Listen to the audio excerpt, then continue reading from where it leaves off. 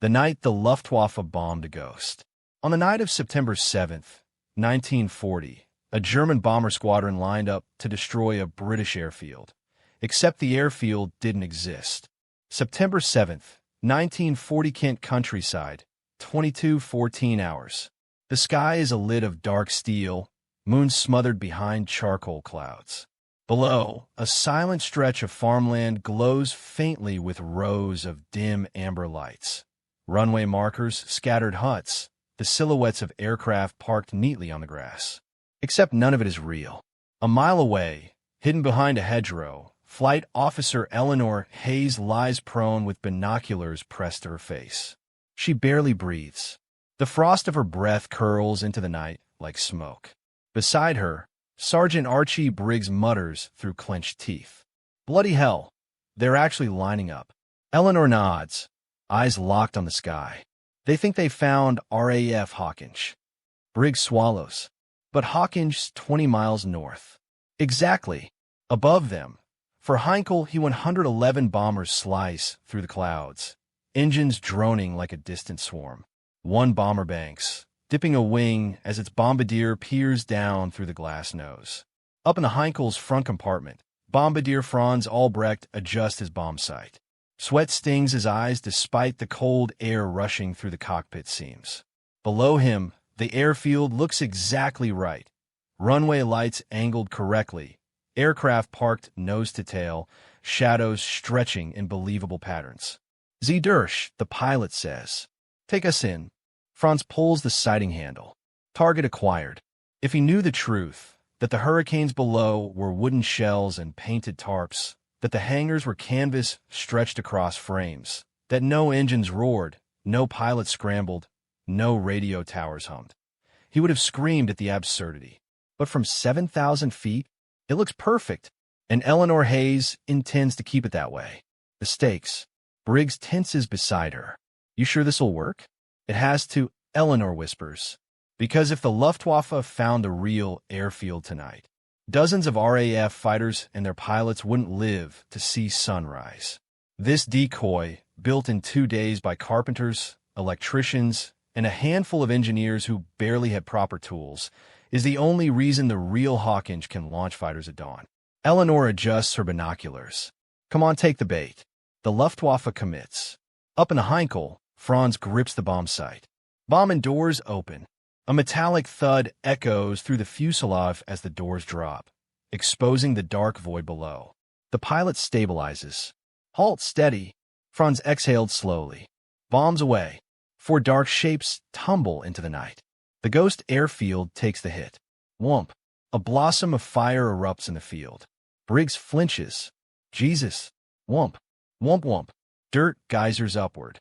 A wooden hurricane explodes into splinters. A fake hangar collapses with theatrical drama, canvas fluttering like a dying bird. Briggs dives instinctively, covering his head. They're shredding the place. Eleanor stays perfectly still, watching with the cold precision of someone measuring a scientific reaction. Angle of approach consistent. She scribbles something in her notebook. Bomb spacing wide. Luftwaffe recon must have estimated a larger dispersal. Briggs stares at her like she's gone mad. "We're getting bombed, and you're talking bloody school notes." She doesn't answer, because the explosions tell her everything she needs to know. The deception works. Perfectly. The payoff. The bombers bank away, their engines fading into the night like retreating thunder. A final chunk of burning debris falls from the sky, sizzling in the wet grass. Briggs finally stands, brushing dirt from his uniform.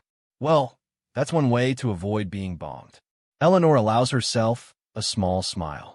The real Hawkinge never even heard them. Our fighters will be airborne tomorrow morning. She looks across the smoldering wreckage, burning canvas, shredded plywood, a field of perfectly destroyed illusions. "This," she says softly, "is how we fight back." Briggs shakes his head. "You think they'll try again?" Eleanor snaps her notebook shut. "Oh, they'll try. And next time, we'll be ready." She steps forward, boots crunching over burnwood. "Because this is the future now, Sergeant. Fake airfields. Fake hangars. Fake London, if we must." Briggs groans. "Oh, brilliant.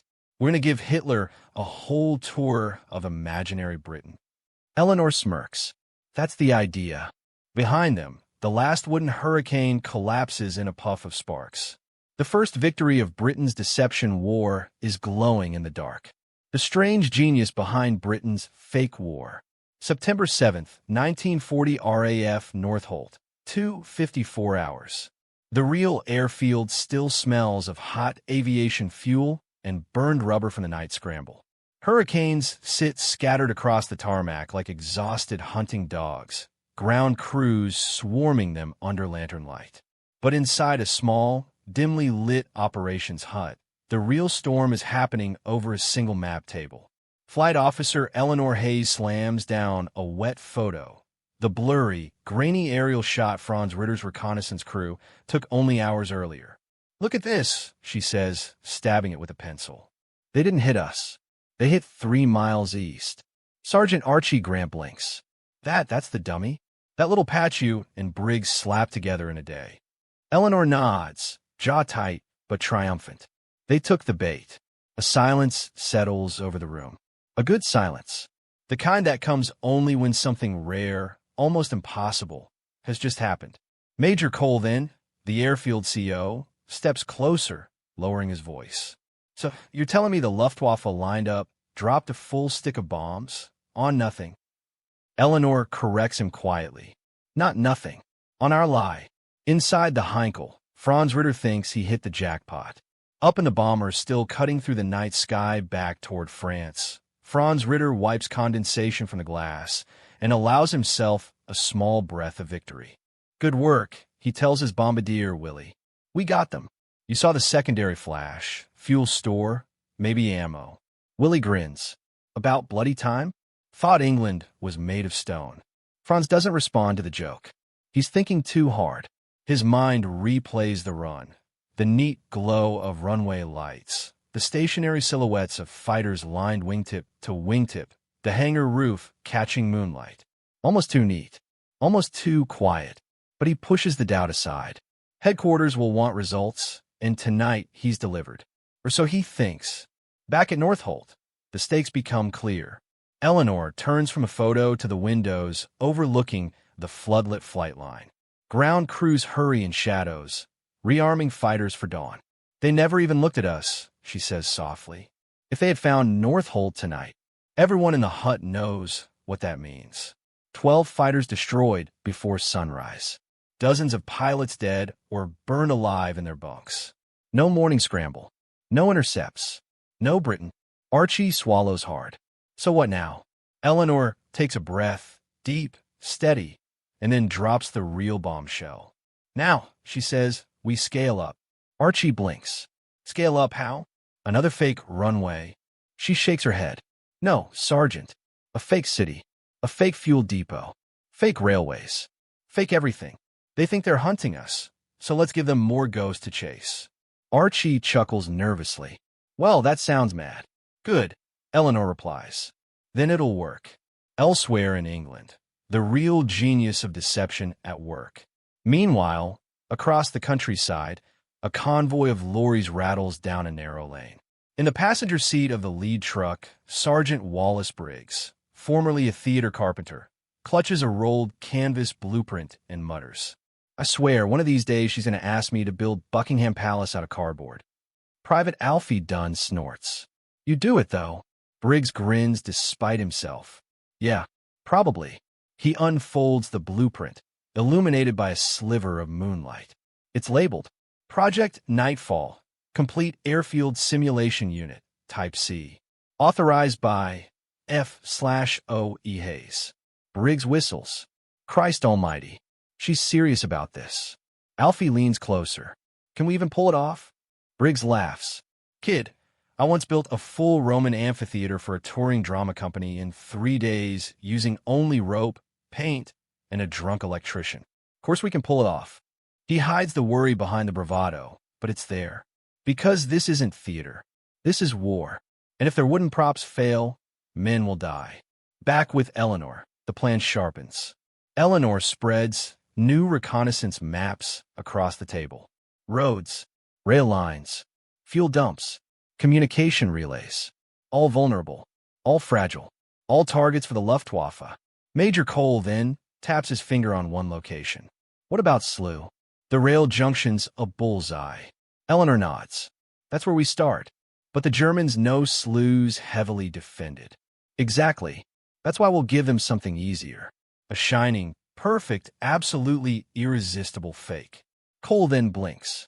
And when they bomb it, Eleanor's voice hardens. Then our real network survives. Archie crosses his arms. What about the danger? What if they see through it? Eleanor gives him a steady look. That's why it has to be better than a field of canvas plains. It has to breathe. It has to glow. It has to live. Enough to fool trained recon crews from 5,000 meters. Archie mutters. So, fake London after all. Eleanor smiles faintly. One step at a time. Across the channel, Franz's doubt grows. At the Luftwaffe debriefing center in Calais, Franz Ritter stands alone with a cup of bitter coffee, staring at his recon photos from earlier that night. Something nags him. The planes look too identical. The taxi tracks too clean. The hangar shadows too sharp-edged. Willie slaps his shoulder. Stop thinking so hard. We got them, Franz. Hell, we probably grounded a whole squadron. Franz forces a smile. Yeah, maybe we did. But somewhere deep inside, he's no longer sure. And that uncertainty, the tiny crack in what he believes, is exactly what Eleanor Hayes needs. Because doubt is the first step toward defeat. And Britain is learning to weaponize it. Building a city of shadows. September 12, 1940. SLU outskirts, 4:41 hours. Fog hugs the ground like a living thing, crawling between hedgerows and swallowing the headlights of the lorry convoy as it creeps along the narrow industrial road. The faint glow of London burns far to the east, a dull orange memory of the previous night's bombing. Inside the lead truck, Sergeant Briggs drums his fingers anxiously on the dash. Bloody place feels like the end of the world, Alfie mutters, peering through the murk. Briggs grunts. Into the worlds where they need fake stuff the most. They pass a line of real warehouses, cold, dark, and silent. SLU's industrial district is a beating heart of British logistics. A perfect target. A perfect trap. A lone figure stands ahead under a flickering lamp. Eleanor Hayes. Her coat is soaked from dew, scarf whipping in the wind as she raises a hand. Right, she calls out. Everyone off. We've got work to do. Briggs jumps down from the truck and instantly sinks ankle-deep into mud. He glares up at her. Ma'am, tell me we're not building a whole city out here. Eleanor gives him a thin smile. Not a whole city. Just enough of one to make the Luftwaffe think they've hit the jackpot. The blueprint of an illusion. Inside a makeshift command hut, little more than a canvas sheet stretched over scaffolding, Eleanor unrolls a massive map across a stack of crates. Engineers crowd around her, breath steaming in the cold air. This, she says, tapping the page, is the real SLU industrial grid. She moves her hand 4 inches to the left. And this is ours. Briggs whistles low. The plan is staggering. Fake rail sidings. Fake warehouses. Fake rolling stock. Fake fuel depots. Fake power substations. Fake night operations. Fake bomb damage to sell previous hits. A whole phantom industrial district built fast, built dirty, but built cleverly. Briggs scratches the back of his neck. Ma'am, this is insane. Eleanor nods. Yes, insane is exactly what we need. She points to the center. Tonight, the Luftwaffe hit the Woolwich arsenal. Tomorrow, they'll look for more. SLU is next, and we're going to give them a beautiful, irresistible alternative. The race against the night. The work begins with frantic precision. Stage carpenters hammer plywood frames. Painters brush rust streaks onto fake fuel tanks. Electricians run lines to dim lanterns, carefully hooded to mimic moonlit reflections. Canvas hangars rise like ghosts. Fake train cars, half made of canvas, half of angled wood, are angled so they look solid from above. Every movement is choreographed like backstage crew prepping a play during intermission. Except this stage is 40 acres wide, and the audience is flying Heinkel's armed with high explosives. Briggs and Alfie drag a huge rolled canvas toward its mounting points. What's this one supposed to be? Alfie asks. Power station roof, Briggs pants. 3 tons of nothing pretending to be something. Alfie laughs. Briggs doesn't. Meanwhile, German eyes begin to wander. Over Calais, Franz Ritter and his reconnaissance unit prepare for another early morning sortie. He checks the fuel gauges, the camera mounts, the oxygen lines. But something nags him still. The airfield they bombed 2 nights ago. Why no smoke after daylight? Why no emergency radio chatter intercepted? No RAF press acknowledgement? No follow-up photos from ground spies? Franz straps himself in and murmurs to his bombardier. Tonight, we take a wider sweep. Something about that hit, it's too clean. Willie shrugs. Maybe we got lucky. Franz shakes his head. No, luck is messy. That was perfect. He doesn't know it yet, but he's about to fly directly over Eleanor's growing masterpiece. Back at Slough, the illusion breathes. By midnight, the Phantom Industrial District is nearly alive. Huge canvas chimneys billow steam from hidden boilers. Shadow screens behind warehouse windows cast silhouettes of workers moving inside. A fake locomotive, built from tarpaulins stretched over curved trestles, rests beside rails painted onto flattened earth. Briggs steps back, wiping sweat and grime from his forehead. Looks real enough to get us all blown to bits. Eleanor stands beside him, arms folded, eyes sharp. That's the idea. Archie Grant approaches, breathless. We've spotted movement over the channel, he says. Radar thinks it's recon planes warming up. Eleanor nods once. Good. Let them come. She looks over her creation, her city of ghosts. Tonight, Britain's survival rests on plywood, canvas, lanterns, and nerve. If Franz Ritter takes the bait, the Luftwaffe's bombs will fall on illusions. If he doesn't, Slough may burn for real. When ghosts face the Luftwaffe. September 13th, 1940. Over the English Channel, 2:03 hours. A Heinkel He-111 rides the cold wind like a metal spear cutting through blackness. Franz Ritter sits in the nose compartment, leaning forward with the tension of a man who knows something is off, who can smell a lie in the fog below. He adjusts the dials on the Zeiss reconnaissance camera, making sure every frame will be sharp. Willie, the bombardier, peers over his shoulder. You're jumpy tonight. Franz keeps his eyes forward. No, I'm suspicious. Of what? Franz exhales slowly. Of the British. They're up to something. Below, a city that doesn't exist prepares for war. In Slough, Eleanor Hayes stands on the edge of the fake railway yard, her coat whipping in the wind. The phantom chimneys belch controlled plumes of smoke, drifting upward like tired ghosts. Lanterns pulse behind painted warehouse windows.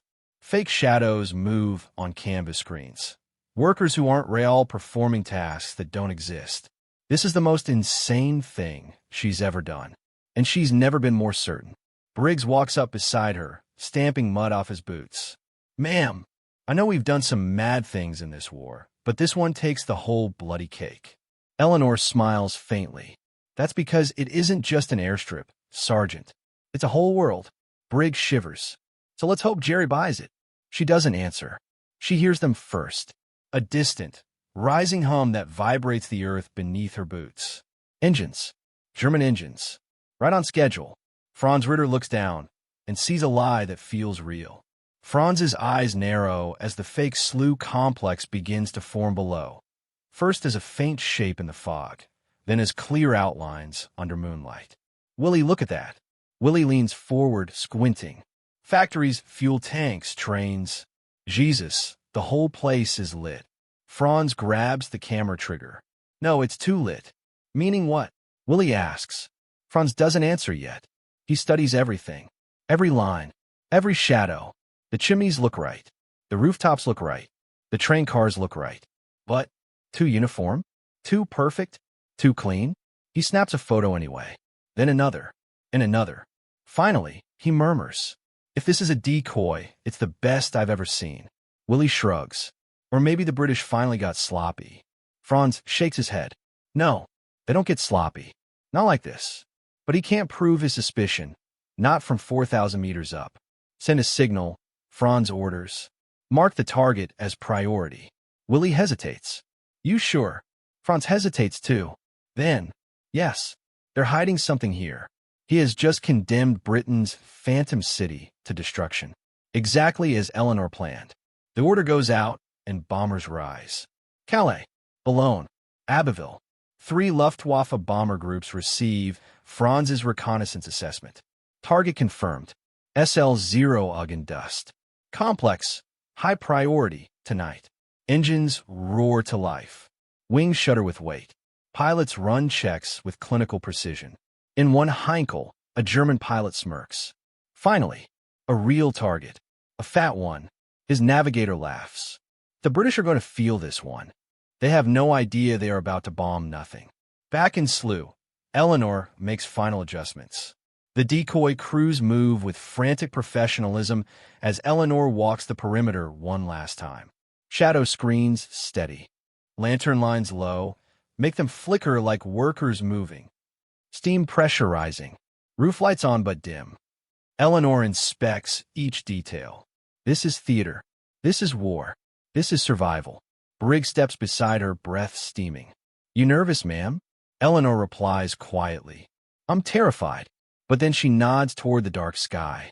And I'm ready. Bombers in the night. 2:57 hours. The thunder arrives. Low. Heavy. Rolling. Then, silhouettes. Dozens of Heinkels sweep in from the southeast like a school of predatory fish cutting through dark water. Franz Ritter is not among them. His recon unit is already heading home, but his photographs have delivered them here.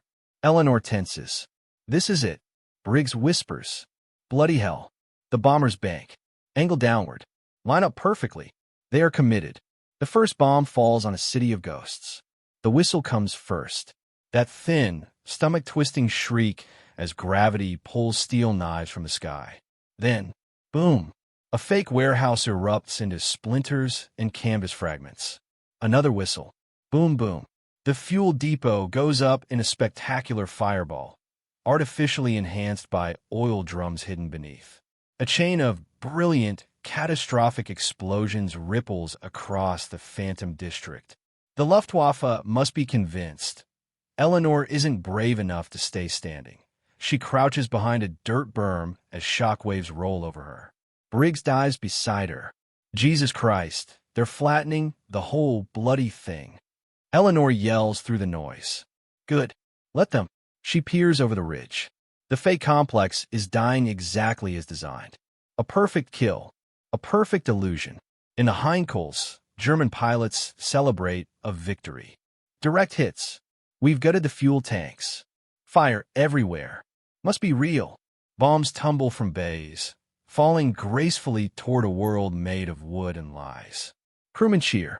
Commanders mark the mission as a success.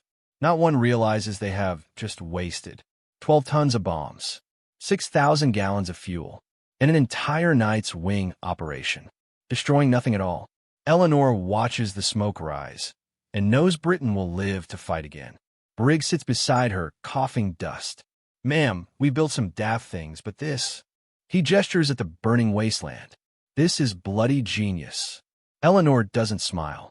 She simply watches the smoke drift upward like a veil. Because somewhere, 12 miles away, the real slough is silent and untouched. Another night survived. Another deception complete. Another step toward Britain's eventual victory. The aftermath the Luftwaffe never saw. September 13th, 1940. Slough decoy sector, 4:12 hours.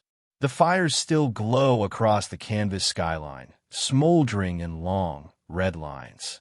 Fake chimneys lie toppled like broken matchsticks. Rubber rail cars sit half-melted in muddy craters. The entire Phantom Industrial District now looks beautifully, convincingly destroyed. Exactly what Eleanor Hayes wanted. A breeze pushes smoke across the field, and the faint smell of burning oil blends with the damp earth. Briggs coughs violently as he steps out from behind the dirt berm. Hell's teeth. Jerry didn't hold back. Eleanor wipes grime off her face. They weren't supposed to. He looks at her, still half in awe, half in disbelief. You know, I never thought I'd see the day a woman was happy to watch her own base get bombed. It's not a base, she replies. It's a mirror. The RAF arrives, shocked by the illusion. A convoy of real RAF trucks pulls up at the edge of the site, headlights hooded, kicking up dust as they brake. Engineers and intelligence officers spill out, wide-eyed at the carnage. Flight Lieutenant Camden, clipboard under his arm, approaches Eleanor slowly, stepping around shredded canvas and splintered timber. Good God, Hayes! They hit this like it was Croydon. Eleanor offers a tired smile. Then we did our job. Camden circles a crater, crouching down to inspect the debris. This is extraordinary. Their bombs walked right down the main corridor, just like they would have on a real site. Briggs, hands on his hips, announces proudly. They dropped 12 HEs, 5 near misses, 7 direct hits. Didn't scratch a single real aircraft. Camden whistles. We're sending this straight to Bomber Command Analysis. They want to see how the Luftwaffe reacted. Another officer approaches with a flask. You look like you could use this, Hayes. She takes a sip, the warmth cutting through the cold fog. More than you know. Meanwhile, at a real RAF base 2 miles away. RAF Dorney, 4:30 hours. The dawn is quiet, peaceful. Not a single bomb crater. Not a single engine flameout. Not a single hangar collapsed. Spitfires sit in perfect rows. Mechanics sleep on benches. Pilots snore inside Nissan huts, completely unaware of how close death came. A lone sentry rubs his eyes and mutters, "A quiet night." He has no idea that 30 Luftwaffe bombers flew overhead and never even knew this place existed. Inside the operations room, the night shift WAF operator marks the board with chalk. No enemy activity. If only she knew. In Berlin, a victory briefing built on lies. Luftwaffe High Command. Berlin, 10:45 hours. Major Horst Greiser strides into the briefing room, carrying reconnaissance prints fresh from development. Gentlemen, he announces proudly, we have destroyed a significant British industrial district east of London. Look, factories burning, fuel tanks ruptured, railway yard obliterated. Officers crowd around. Excellent. A solid blow to their logistics. We must continue hammering slew. No one notices the small details. No bodies. No vehicles. No secondary explosions consistent with munitions. No rail lines connecting realistically to national routes. Goring breezes in an hour later and signs off on the report without reading more than the first sentence. Good. Excellent. Another nail in their coffin. Behind him, a junior intelligence officer, Franz Ritter, stands quietly in the back of the room. His brow furrows. Something about those photos still bothers him. He mutters under his breath. Why do the shadows look painted? Eleanor Hayes receives a message that changes everything. Back at Slough Decoy Sector, as the fires die down to gentle smolders, an RAF dispatch rider pulls up on a motorcycle. Message for Flight Officer Hayes. Eleanor opens it, reading silently. Briggs waits, impatient. Well, what's it say? Eleanor's eyes widen, just slightly, but it's enough. It's from the Air Ministry. Briggs tenses. That's either good news or very bad news. Eleanor folds the message, pocketing it. They want us, she says finally, to build 7 more of these. Briggs freezes. 7. Bloody hell. We barely survived this one. Eleanor shakes her head. No, Briggs, not 7 more airfields. She gestures to the burning landscape around them. They want entire towns. Briggs nearly drops his wrench. Towns? Real towns. Fake towns, she replies. Dummy ports. Dummy factories. Dummy neighborhoods. Briggs whistles low. That's absolutely mental. Eleanor nods. Welcome to the next phase of British deception. She turns toward the rising sun, exhausted but energized. Because the Luftwaffe thinks they're hitting real targets now. Now we give them more fake ones. Briggs sighs. Ma'am, at this rate we'll have a fake country by Christmas. Eleanor smirks. Good. That means the real one has a chance. The camera pulls back, revealing the scale of the illusion. As dawn breaks, the smoke from the ruined decoy drifts into the sky, blending with the morning mist. From above, it looks real. From above, it looks destroyed. From above, it looks like Britain is bleeding. But the truth is clearer from the ground. Britain didn't lose a single plane. The Luftwaffe didn't hit a single meaningful target. And Eleanor Hayes's Phantom Empire just became the RAF's most powerful weapon. The night the Luftwaffe bombed Ghost. April 9th, 1941. RAF Eastern Command. 22:03 hours ***. A rainstorm is hammering the tin roof of the command hut, each impact sharp as a spent shell casing. Inside, the air is thick with cigarette smoke and tension. Maps are spread across a long table, marked with red circles, suspected German recon routes. Eleanor Hayes stands in front of them, rainwater dripping off her coat. She doesn't bother wiping it away. She points at a bold red circle over Norfolk.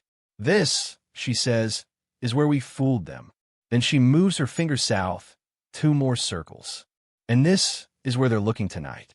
They think they crippled a fighter base. They'll be hunting for the next." Around her, engineers and officers lean in. Sergeant Briggs flicks ash off his cigarette. "So what's the plan?" he asks. "More wooden hurricanes? More canvas hangars?" "No," Eleanor replies. "Not good enough. They're getting smarter." She lifts a file and tosses it onto the table. Inside, reconnaissance photos. Blurry, grainy, but unmistakable. A real RAF base, circled in blue. A fake RAF base, circled in red. The fake one is the one the Germans just bombed. "Gentlemen," Eleanor says quietly, "we saved 30 Hawker Hurricanes and 18 pilots 3 nights ago. If they'd hit the real field, we'd be burying aircrew right now." That lands hard. No one speaks for a full 3 seconds. Then Eleanor drops the hammer. "So tonight, we make the miss again." Meanwhile, over the North Sea, Luftwaffe bomber Gruppe 100, 22:41 hours ***. A Heinkel He-111 slices through clouds like a knife through wet linen. Inside the cockpit, Oberleutnant Franz Victor, cold breath fogging the glass, adjusts the angle of the bomber's approach. The navigator, Feldwebel Krantz, studies a glowing chart. "Target is the same sector as last week," Krantz mutters. "RAF Fighter Operations Base." The English repair it quickly. Franz narrows his eyes. Or they're hiding the damage. Either way, Berlin wants results. The crew nods, their faces grim behind oxygen masks. Below them, British darkness stretches endlessly, a black ocean dotted with pockets of light from careless villages. "Approaching coastline," Krantz calls out. Franz grips the yoke. Then, he sees it, a runway's faint amber lights. Small hangars, aircraft silhouettes. "Jol," he whispers. Target is visible, but something feels off. A little too perfect, a little too obvious. He pushes the doubt aside. Berlin is expecting another kill. Bomb bay doors open. The metal clatter echoes through the fuselage like a countdown to doom. Back in Britain, Eleanor's new gamble. While Franz lines up the attack, Eleanor and Briggs stand in the middle of a darkened farm field outside Ipswich. Only a single lantern flickers between them, the wind threatening to snuff it out. Around them, a dozen men crouch beside newly constructed dummy aircraft. But these aren't the old ones. These look better, much better. Stronger shadows, more realistic wing angles, actual scrap metal woven into the frames to give believable radar signatures, simulated fuel stains on the tarmac, even heat lamps angled to mimic recently shut down engines. Briggs kicks a wooden propeller. "This one almost looks flyable," he mutters. Eleanor smirks. "Good, because tonight we need Berlin to believe they've found our last operational squadron in the region." Briggs scans the darkness. "So, where's the real squadron tonight?" Eleanor points 20 miles west, safely tucked away at RAF Debden. Lights off, engines cold, invisible. Briggs whistles low. "So, if this works, we keep every pilot alive for the next round." That's the plan. The bombing run. 23:52 hours. Franz's Heinkel descends through a gap in the clouds. The fake airfield glows below like a beacon. Target acquired. Krantz shouts. Franz gives the order. "Drop." for bombs tumble downward, fins whining. Eleanor, watching through binoculars miles away, sucks in a breath. Here they come. The night erupts. Boom, boom, boom, boom. Dummy planes burst into flame. A fake hangar collapses beautifully. A controlled demolition, engineered by Briggs to look dramatic from the air. Briggs pumps a fist. Hell yes. That's my handiwork. Eleanor doesn't celebrate. She lifts the binoculars and watches the Heinkel banking away. They're convinced, she whispers. They think they've just crippled Fighter Command again. She lowers the binoculars and turns to her team. Pack it up. We're relocating tomorrow. They'll be back in 24 hours. Briggs groans.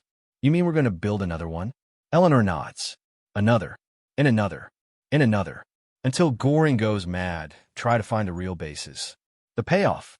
An hour later, the real RAF airfield launches 2 squadrons of Hurricanes, fresh, untouched, and ready. Pilots jog across the tarmac under starlight, engines roaring to life. Not a single Luftwaffe bomb touched them. The deception worked. Again. And this is only the beginning. Eleanor's Phantom Air Force has just proven it can fight the Luftwaffe without firing a single bullet. And soon, it won't just be airfields.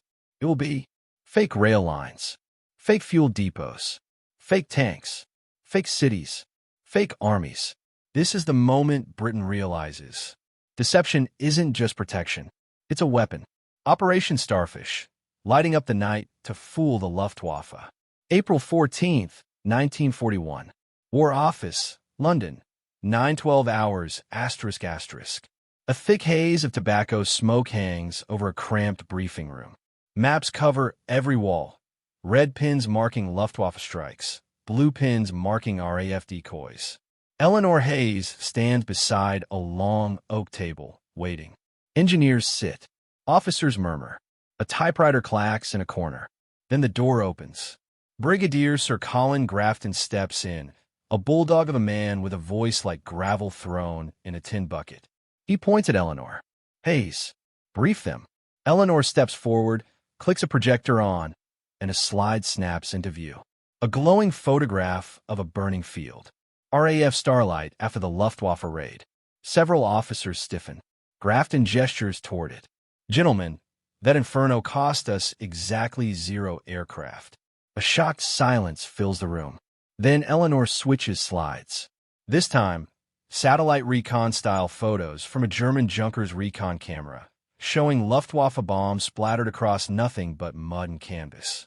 Eleanor, we've proved we can hide real airfields. Click. A map of southern England appears. But now, we need to hide entire cities. A murmur ripples through the room. Briggs, sitting in the back, mutters under his breath. Oh, you gotta be talking the piss. Grafton clasps his hands behind him. London burned for 57 days. Coventry is still smoldering. The Luftwaffe isn't slowing down. They're widening the net. Eleanor steps closer to the map, which is why we propose Operation Starfish. She points to a series of marked locations across the countryside. Fake cities, fake industrial targets, fake docks, fake rail yards, all illuminated at night to draw bombers away from real cities. An officer leans forward. You mean build entire towns out of what? Cardboard. Eleanor nods lightly. Cardboard, wood, wire, scrap metal, paint, canvas, and fire. The room goes silent. Fire, another officer asks. She clicks to the next slide. A test demonstration. Controlled fires burning in metal trays arranged in patterns to look like bomb buildings. Eleanor explains. We'll recreate the glow of a city that's already been hit. Burning oil, glowing embers, collapsing roofs. To a bomber at 12,000 feet, it will look like London taking another beating. Grafton cuts in. And if they bomb the fake site, so much the better. That means London lives another night. Later that night, outside Reading, Berkshire, first Starfish site construction, 23:48 hours ***. The countryside is pitch black except for lanterns flickering near a muddy construction site. A team of deception engineers hauls crates across a hillside. Briggs jumps out of a truck and wipes grease from his hands. Eleanor, he says, shaking his head, This is mad. You're telling me we're building a fake burning city in the middle of a sheep field? Yes, Eleanor replies. And it needs to be convincing enough to fool a bomber squadron. She pulls a tarpaulin off a large wooden structure. Underneath, a giant metal tray filled with pitch-black oil, surrounded by adjustable reflectors. Briggs whistles. Bloody hell, that's clever. Eleanor nods proudly. When we ignite these trays, the reflectors will simulate fire flickering through damaged buildings. The Luftwaffe will think they're hitting London again. She gestures around them. Over here will be fake warehouses. Over there, simulated docks. And we'll string dim lights in wide lanes to imitate roads. An engineer calls out, "Ma'am, reflector screens ready." Eleanor jogs over, boots sinking in the mud. "All right," she commands. "Let's test it." The first light up. Briggs lights a long wick, steps back, and drops it into the oil tray. Fwoomph! Flames bloom upward, orange, red, shimmering. The metal reflectors bounce light in all directions, creating the illusion of collapsing roofs and burning timber. Seen from the ground, it's eerie. Seen from the air, it would look like a city under hellfire. Briggs shakes his head in disbelief. It looks real. Eleanor steps beside him, arms folded. It has to. Meanwhile, 18,000 feet above, a Luftwaffe reconnaissance plane cuts across the night sky, camera shutters clicking. Feldwebel Krantz, the same navigator who bombed Starlight, peers through his lens. Mein Gott! He escapes in a whisper. Below him, the starfish site glows like the edge of an inferno. Whole neighborhoods seem to be burning. Krantz radios. "Command, we have confirmation. London is ablaze again. New fires visible southwest of the city." He doesn't realize he's staring at a sheep field with a few clever oil trays. The first success. Hours later, a German bomber formation reroutes toward the glowing fake city. Eleanor and Briggs crouch behind a berm as the engines roar overhead. Briggs mutters, "If this works, drinks on me." Bomb bay doors open. The countryside explodes. Tum, tum, tum. Bomb craters rip through mud and empty space. Not one bomb touches Reading. Not one lands anywhere near London. Briggs laughs hysterically. "I'll be damned, they're bombing a bloody potato field." Eleanor watches, stone-faced. This is just the beginning. Because the British aren't just hiding anymore. They're controlling where the bombs fall. Redirecting destruction like a puppeteer. Turning German strategy into a predictable loop. And tonight, a fake city just saved a real one. The night England became a stage, expanding the Starfish network. April 18th, 1941. Starfish Control Headquarters, somewhere in Hertfordshire. 11:32 hours, ***. A massive barn has been converted into a nerve center. Electrical cables snake across the dirt floor. Tables are cluttered with lanterns, radio sets, maps, and mock-ups of decoy towns. Captain Eleanor Hayes stands beside a tall wooden board covered in pins. Each pin marks a new Starfish site. There are 25 of them now. 25 fake cities. 25 potential lifesavers. Major Aldrich Shaw, a bespectacled intelligence officer, adjusts his tunic and steps beside her. "Hayes," he says, tapping a pin near Bristol. "The Home Guard reports last night's raid overshot the real city by 14 miles. Straight into your decoy." Eleanor's eyes brighten. That means the Luftwaffe's targeting algorithms are adjusting to our lies. Briggs pops up from behind a stack of wooden crates. "Adjusting to our lies? Ma'am, that sounded downright villainous." Eleanor smirks. "Good, because tonight, we're building another one." Shaw hands her a fresh report. Berlin claims it struck 3 major industrial zones this week. Briggs frowns. "Which ones?" Shaw cracks a thin smile. "All fake. Every last one." Briggs gives Eleanor a playful shove on the shoulder. "Ma'am, you're becoming a right menace." Across the country, fake cities rise. The narrative shifts across England in a cinematic sweep. Near Birmingham, 2:41 hours. Dozens of men drag wooden frames shaped like warehouse roofs across a field. Others paint window patterns using reflective paint, designed to shine under moonlight. Sergeant Howard yells, "Oi, Who put the door upside down on that warehouse? The bloody Germans ain't daft. A private answers. With respect, sir, they bombed a field of turnips last night. Howard pauses, then shrugs. Well, fair point. Carry on. Near Newcastle, 1:13 hours. Women in the Women's Voluntary Service arrange piles of broken coal and scrap metal to imitate bombed-out factories. They work with silent dedication, faces smudged with ash, hands blistered from cold. One woman chuckles. My mom wanted me to learn piano. Instead, I'm arranging fake rubble for Jerry. Her friend replies, better than be in the rubble. They laugh softly, a sound of defiance. Near Southampton, 23:05 hours. A team of electricians string dim red bulbs along a hillside. These will look like dockside beacons, one says. Another adds, and the flames will look like fuel depots burning. A royal engineer steps back and whistles. Beautiful, horrifying, perfect. England has become a magician's stage. In every spotlight, flame tray, and painted shadow is a trick designed to save lives. The Luftwaffe takes the bait. Harder than ever April 19th, 1941, a Junkers Ju-88 bomber squadron approaches the British coast under cover of darkness. Inside the lead aircraft, Oberleutnant Klaus Ritter reviews last night's reconnaissance photos. We strike Bristol's industrial works, he says. Same as before. His navigator, Krantz, nods. Ja. Multiple fires still burning. Target clearly hit. We finished the job. But what they see below is not Bristol. It's another starfish site, ignited 45 minutes ago by Eleanor's team. Fire trays blaze. Reflectors dance. Fake explosions shimmer. Rows of dim lights form the illusion of railway lines and streets. Ritter leans forward. London's factories must be burning. Krantz agrees. We make the English pay again. Bomb bay doors open. Below, Eleanor and Briggs sit in a command dugout, wearing headphones, listening to Luftwaffe radio traffic.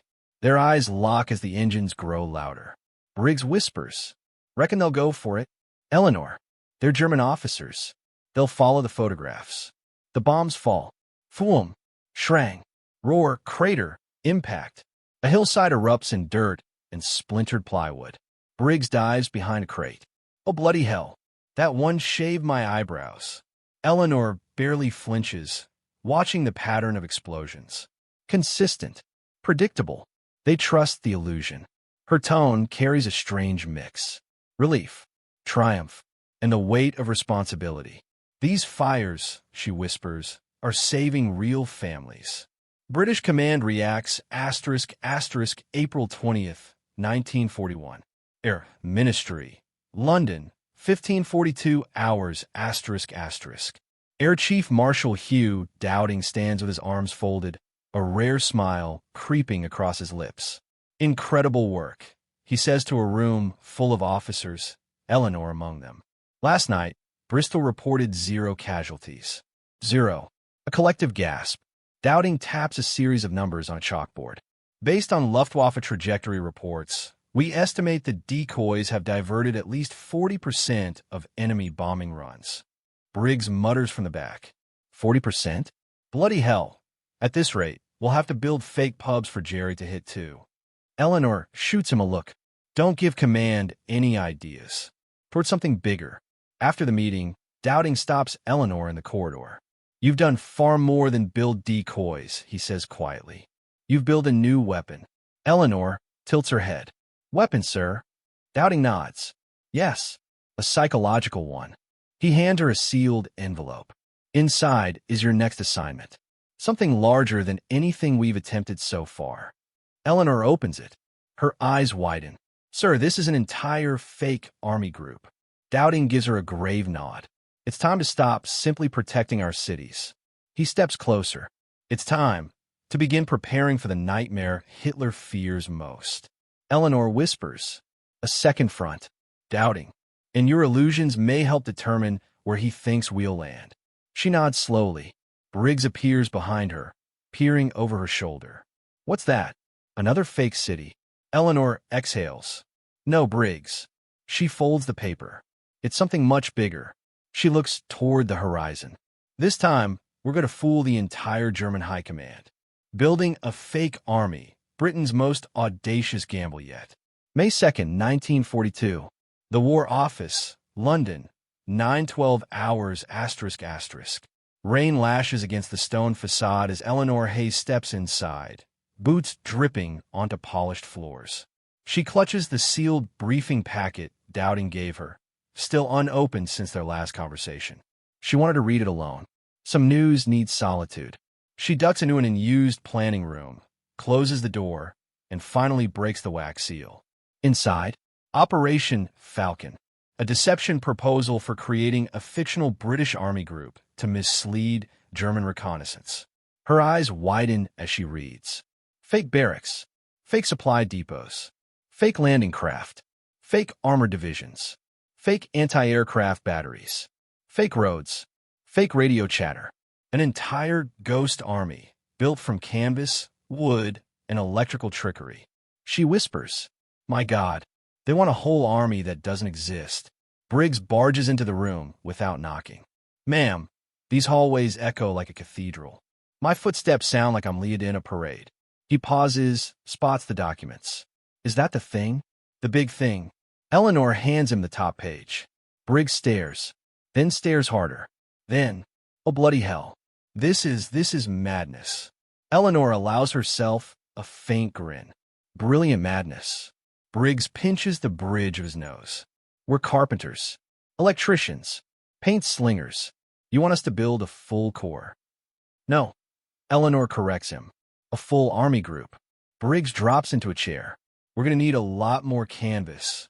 Cut to a Luftwaffe reconnaissance office in Paris. Two German officers evaluate aerial photographs. Lieutenant Otto Gehring, sharp-eyed and confident, circles a patch of southern England. Industrial buildup here. Increased vehicle tracks, strange electrical patterns. His superior, Hauptmann Reuter, leans in. "You believe a new British formation is assembling?" Gehring nods. "Ja, they are preparing a new offensive, perhaps aiming for northern France." Reuter taps the photo. "And if we misread this?"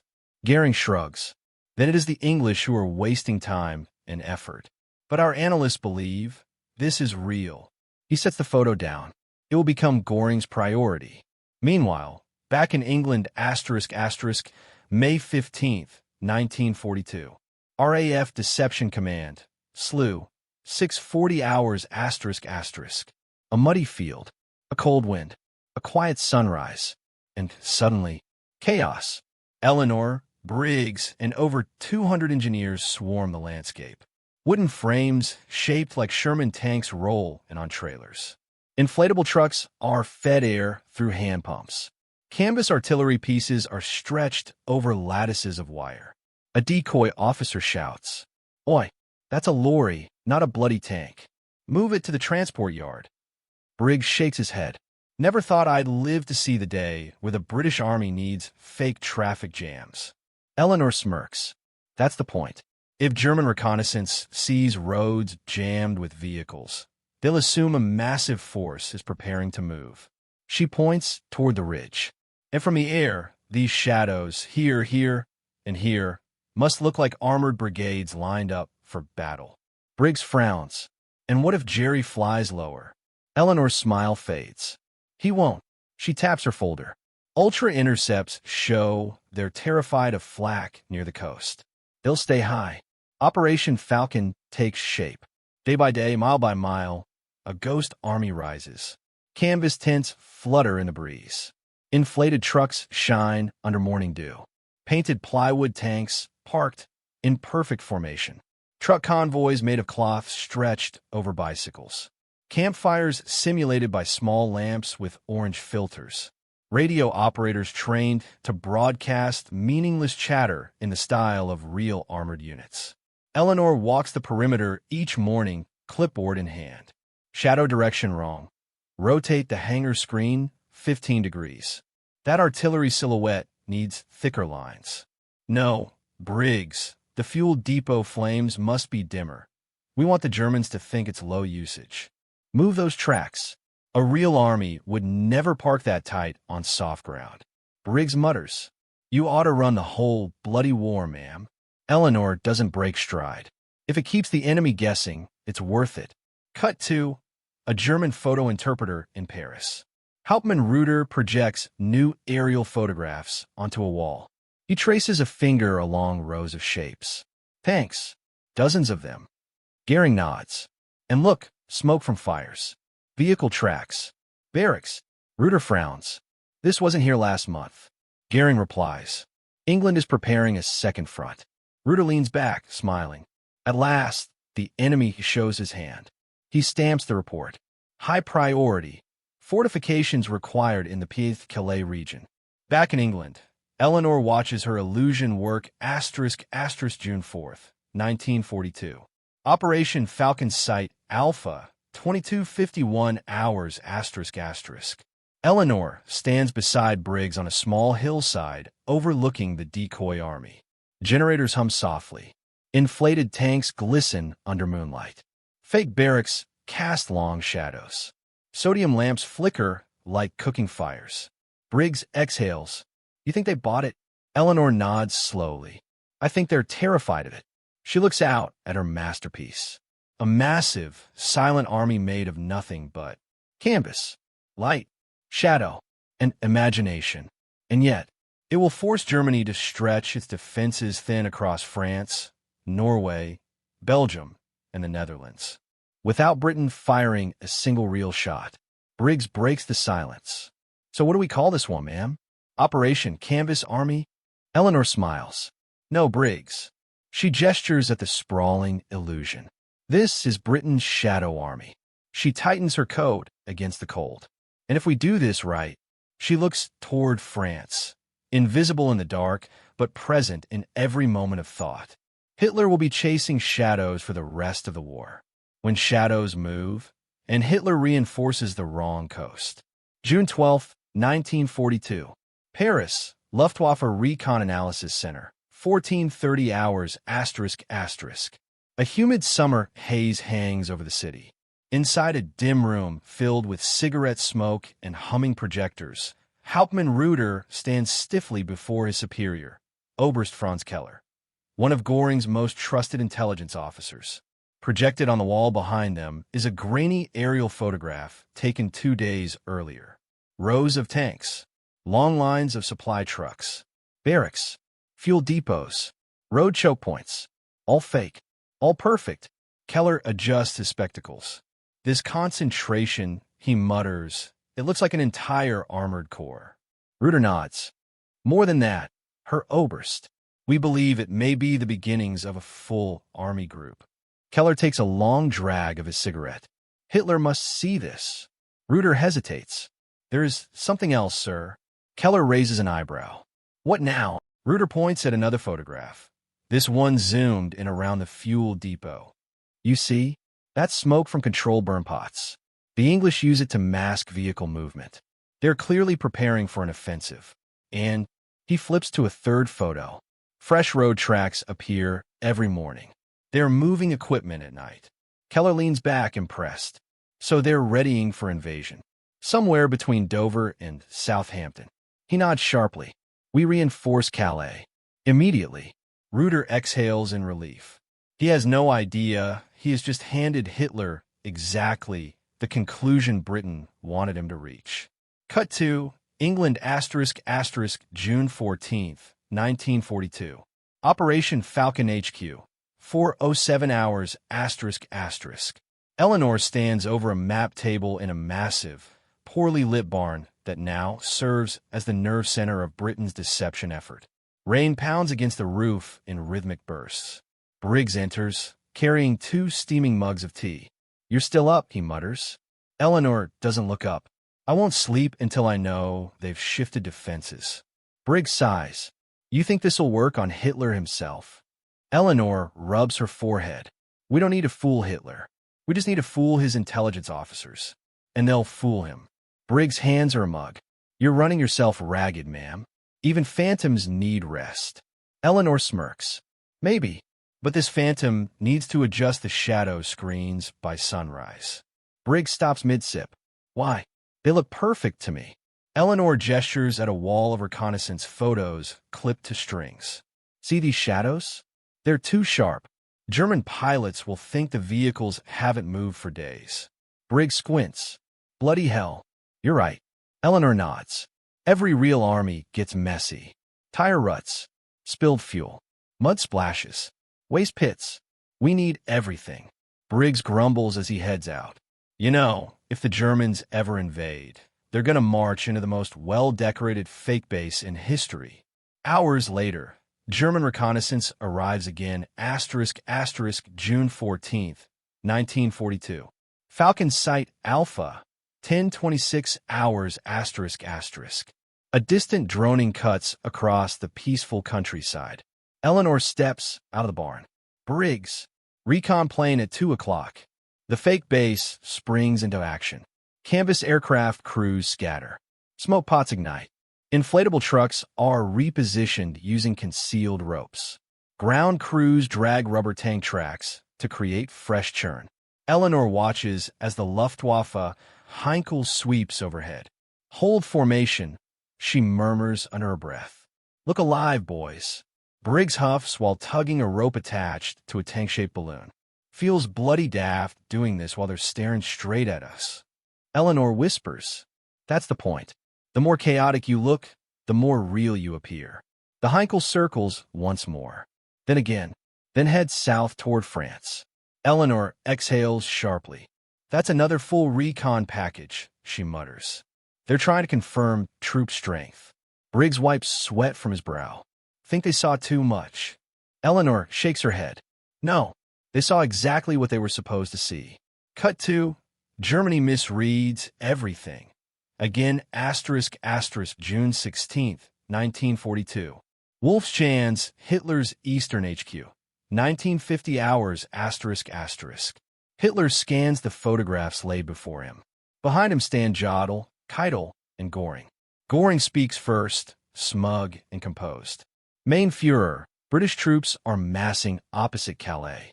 Possibly armor, possibly motorized infantry. Hitler leans over the photos, eyes narrowing. Why would they gather here, not farther north, not farther south? Keitel answers. Because it is the shortest crossing, Mein Führer. They are logical, predictable. Hitler grunts. Yes, the English always were creatures of habit. He circles a large patch of the photos. Reinforce the Atlantic Wall between Calais and Boulogne. I want more guns, more mines, more men. Göring smirks. At once, Mein Führer.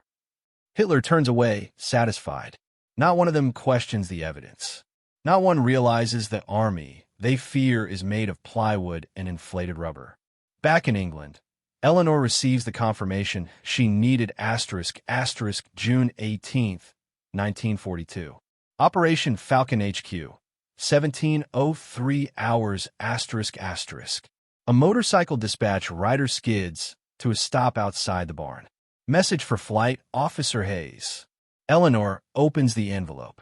Inside, a single handwritten note from Air Marshal Dowding. Intercept confirms OKH redeploying 2 Panzer divisions to Calais. Your shadows are working. Keep pushing. Eleanor lowers the note, stunned for a moment. Briggs peeks over her shoulder. His jaw drops. Well, I'll be damned, he mutters. We just moved German armor with nothing but air and hope. Eleanor's expression hardens. No, Briggs. She looks back at the sprawling decoy. We move them with imagination. She steps outside, staring across the hillside as dusk settles. It's working, she whispers. It's bloody working. But she knows. This is only the beginning. Britain's deception must grow, must expand, must evolve, because soon this will escalate beyond fake tanks and false barracks. Soon, they'll need to fool Germany about the biggest operation of the entire war. And Falcon is merely the rehearsal, the blueprint for the biggest lie in history. July 2nd, 1942. London, Air Ministry Deception Planning Room. 8:42 hours, A low ceiling. Fluorescent lights that buzz like angry insects. A table cluttered with maps, pencils, grease-marked rule sheets, and half-empty tea mugs. Eleanor Hayes stands at the center of the room, like a conductor preparing an orchestra. Around her, senior RAF planners, MI5 liaison officers, engineers from the Camouflage Directorate, cartographers, and intelligence analysts. The room is hot, the tension even hotter. Briggs slips in through the back door, still brushing mud off his boots from Falcon Sight Alpha. Eleanor taps a pointer against a massive paper map hung on the wall. We've proven we can fool reconnaissance aircraft. We've proven we can draw German bombers away from real bases. And we've proven, she gestures toward the coastline, that the Luftwaffe will act on illusions as long as they look busy, messy, and alive. An intelligence officer interrupts. Yes, but we need to think bigger. Much bigger. Eleanor nods. That's exactly why we're here. She draws a slow circle over southern England. This, she says, is the rehearsal phase. The warm-up. The opening act. Her voice lowers. What we build next must fool not only pilots but generals. The room goes silent. A new threat emerges, and it forces Britain's hand. A thick folder lands on the table with a heavy thump. Inside, German reports, recon photographs, Nazi high command analyses. MI5 officer Cedric Lowe clears his throat. Gentlemen and Miss Hayes, Berlin now believes the British Army is massing near Dover for a cross-channel strike. Briggs mutters under his breath. Well, in a way, they're not wrong, if you count 1,000 inflatable tanks as an army. A ripple of laughter crosses the table. Cedric shakes his head. It won't be funny for long. Hitler's reinforcing Calais by the day. He's shifting artillery. He's diverting panzer divisions from the Eastern Front. Eleanor frowns. Because of us. Cedric shuts the folder. And because of that, London wants more. Plotting the impossible. Eleanor steps forward. What if, she begins, we could create an entire fake invasion force? Not just bases. Not just aircraft. A whole army. With structure. Hierarchy. Movement patterns. Daily activities. Supply lines. Briggs blinks. You're talking hundreds of vehicles. Thousands, Eleanor corrects. And multiple divisions, an MI5 analyst adds. And the logistical tail, says a Royal Engineer. And radio traffic, says a signals officer. And troop noise, another murmurs. Cedric grins grimly. And somehow, all of it must look real to German analysts who want to believe it's real. Eleanor lifts a small wooden model tank from the table, a mock-up of an inflatable Sherman. Gentlemen, she says, setting it down gently, this will be our frontline soldier. Briggs raises his eyebrows. You're mad. Eleanor smiles. Yes, but madness is our best weapon. A surprise ally enters the room. The door opens. A stern-looking man in a crisp uniform steps in. Colonel Richard Stanford Taylor, head of the newly expanded British Operations of Deception Bureau.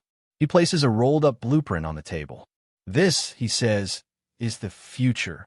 He unrolls it. The table becomes a battlefield of ink.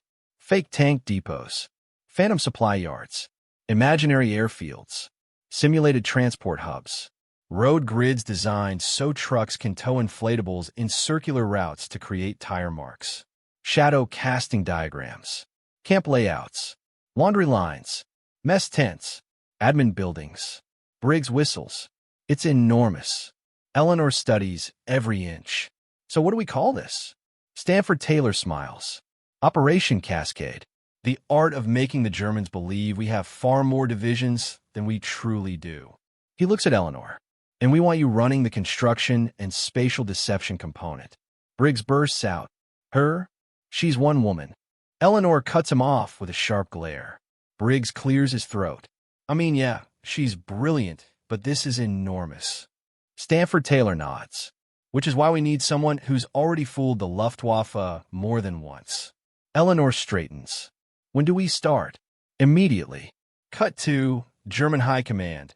Far too sure of themselves, ***, July 4th, 1942. Berlin. Oberkommando der Wehrmacht, OKW, Strategy Room. 10 o'clock hours, ***. General Jodl stands before map. British troop concentrations near Dover continue to grow. He declares confidently. Behind him, aides nod. The pattern looks clear. Predictable. Comforting. Reuter, The recon officer from Paris enters with new photos. "My Führer," he says, addressing Hitler directly, "we have confirmation, another column of transports moving toward the southeast coast." Hitler taps the edge of the table. "Good. They are preparing an attack on Calais." "Exactly as I expected." Keitel steps forward. "We recommend shifting additional artillery from the Pas-de-Calais sector inward to counter the British threat." Hitler raises his chin proudly. "Yes." Once again, the English choose the obvious path. They are so unimaginative. Reuter clears his throat gently. "Mein Führer, may I add?"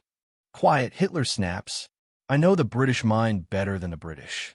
No one dares disagree, which is exactly what Britain is counting on. Back to England.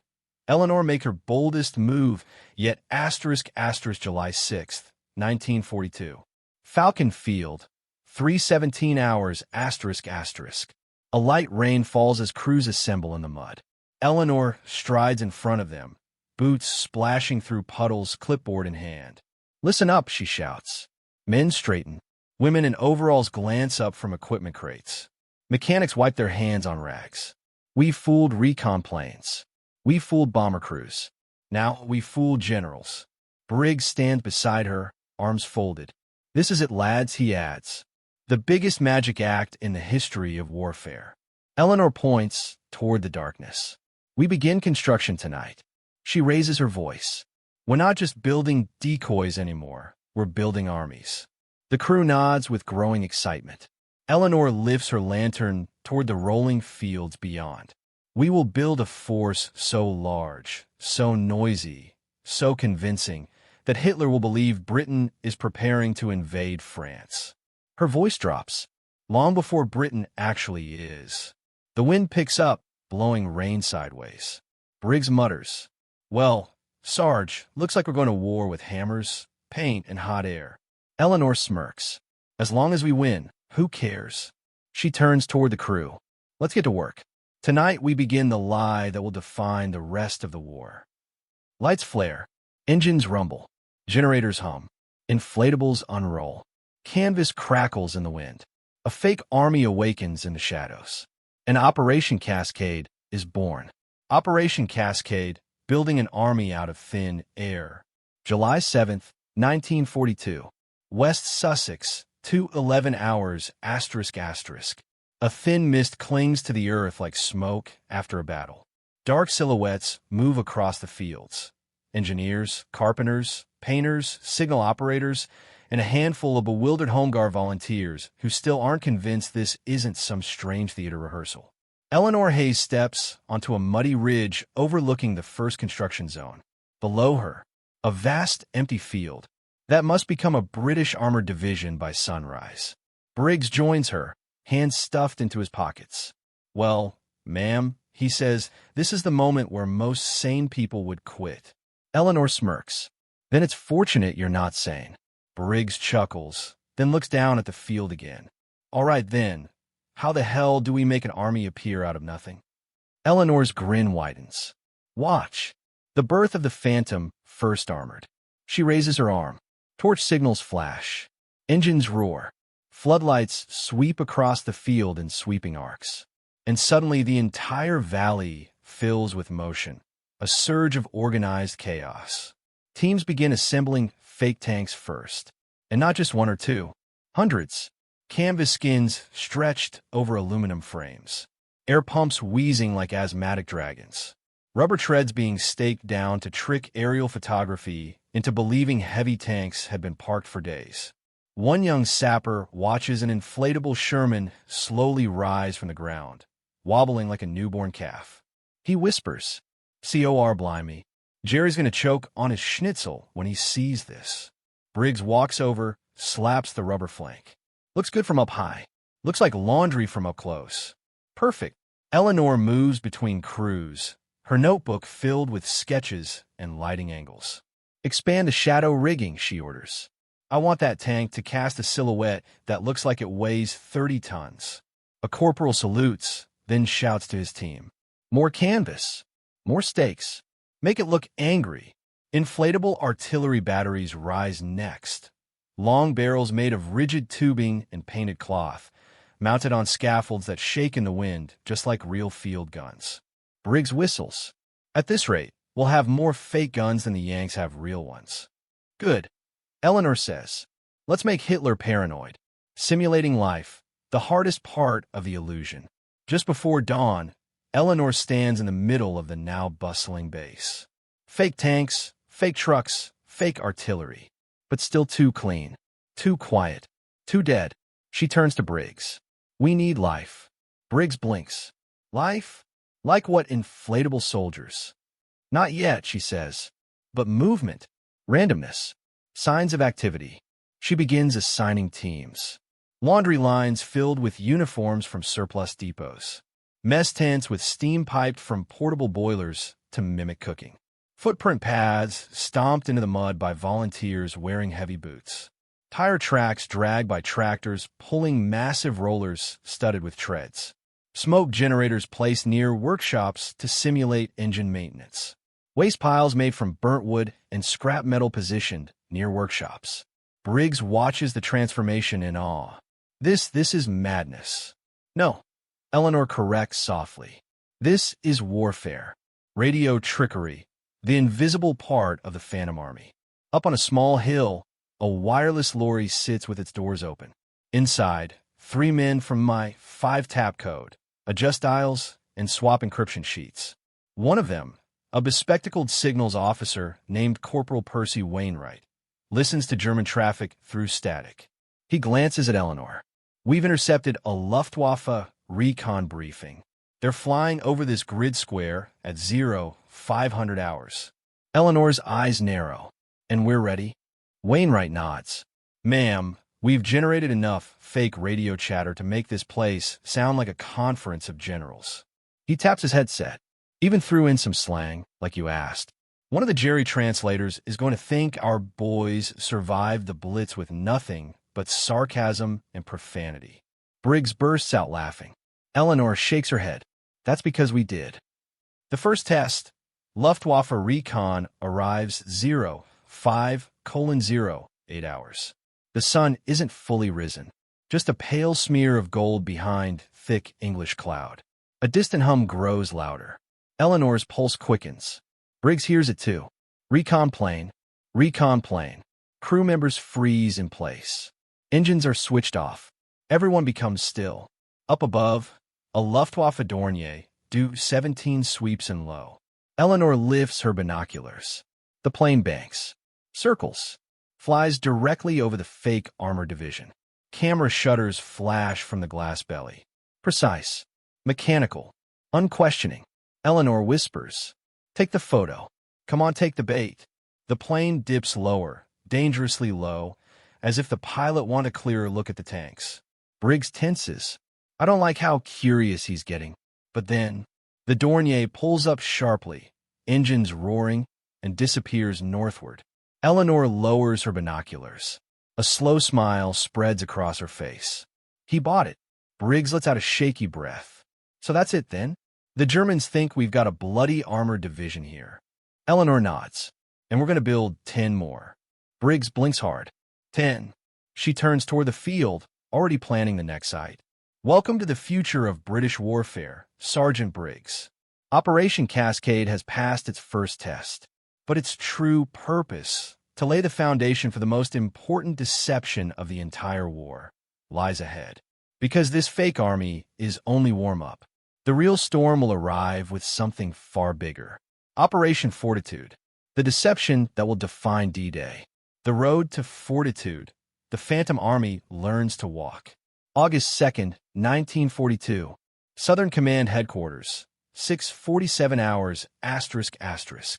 Sunlight pours through dusty windows, cutting the operations room into sharp rectangles of gold and shadow. Maps cover every wall, Britain outlined in red pencil, invasion routes in blue, enemy reconnaissance patterns in black. Eleanor Hayes stands before a long table littered with photographs. All of them show the same thing. Her fake army, captured from multiple angles by German recon aircraft. Briggs, sitting beside her, taps a finger on one image, a grainy German contact sheet. They circled us 4 bloody times, he mutters. got their bellies practically scraping the hedgerows. Eleanor nods. They weren't skeptical. They were evaluating strength. Colonel Merriweather, overseeing deception operations, leans over the table. In their evaluation, Eleanor slides a photograph forward, taken from a Luftwaffe briefing 3 days earlier. Across the German printout, a bold caption reads, British 1st Armored Division, repositioned southwest.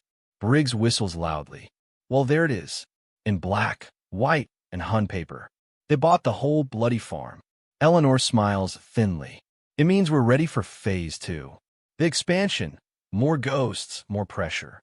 Over the next weeks, Eleanor's team becomes a traveling circus of deception, racing from county to county, leaving armies in their wake.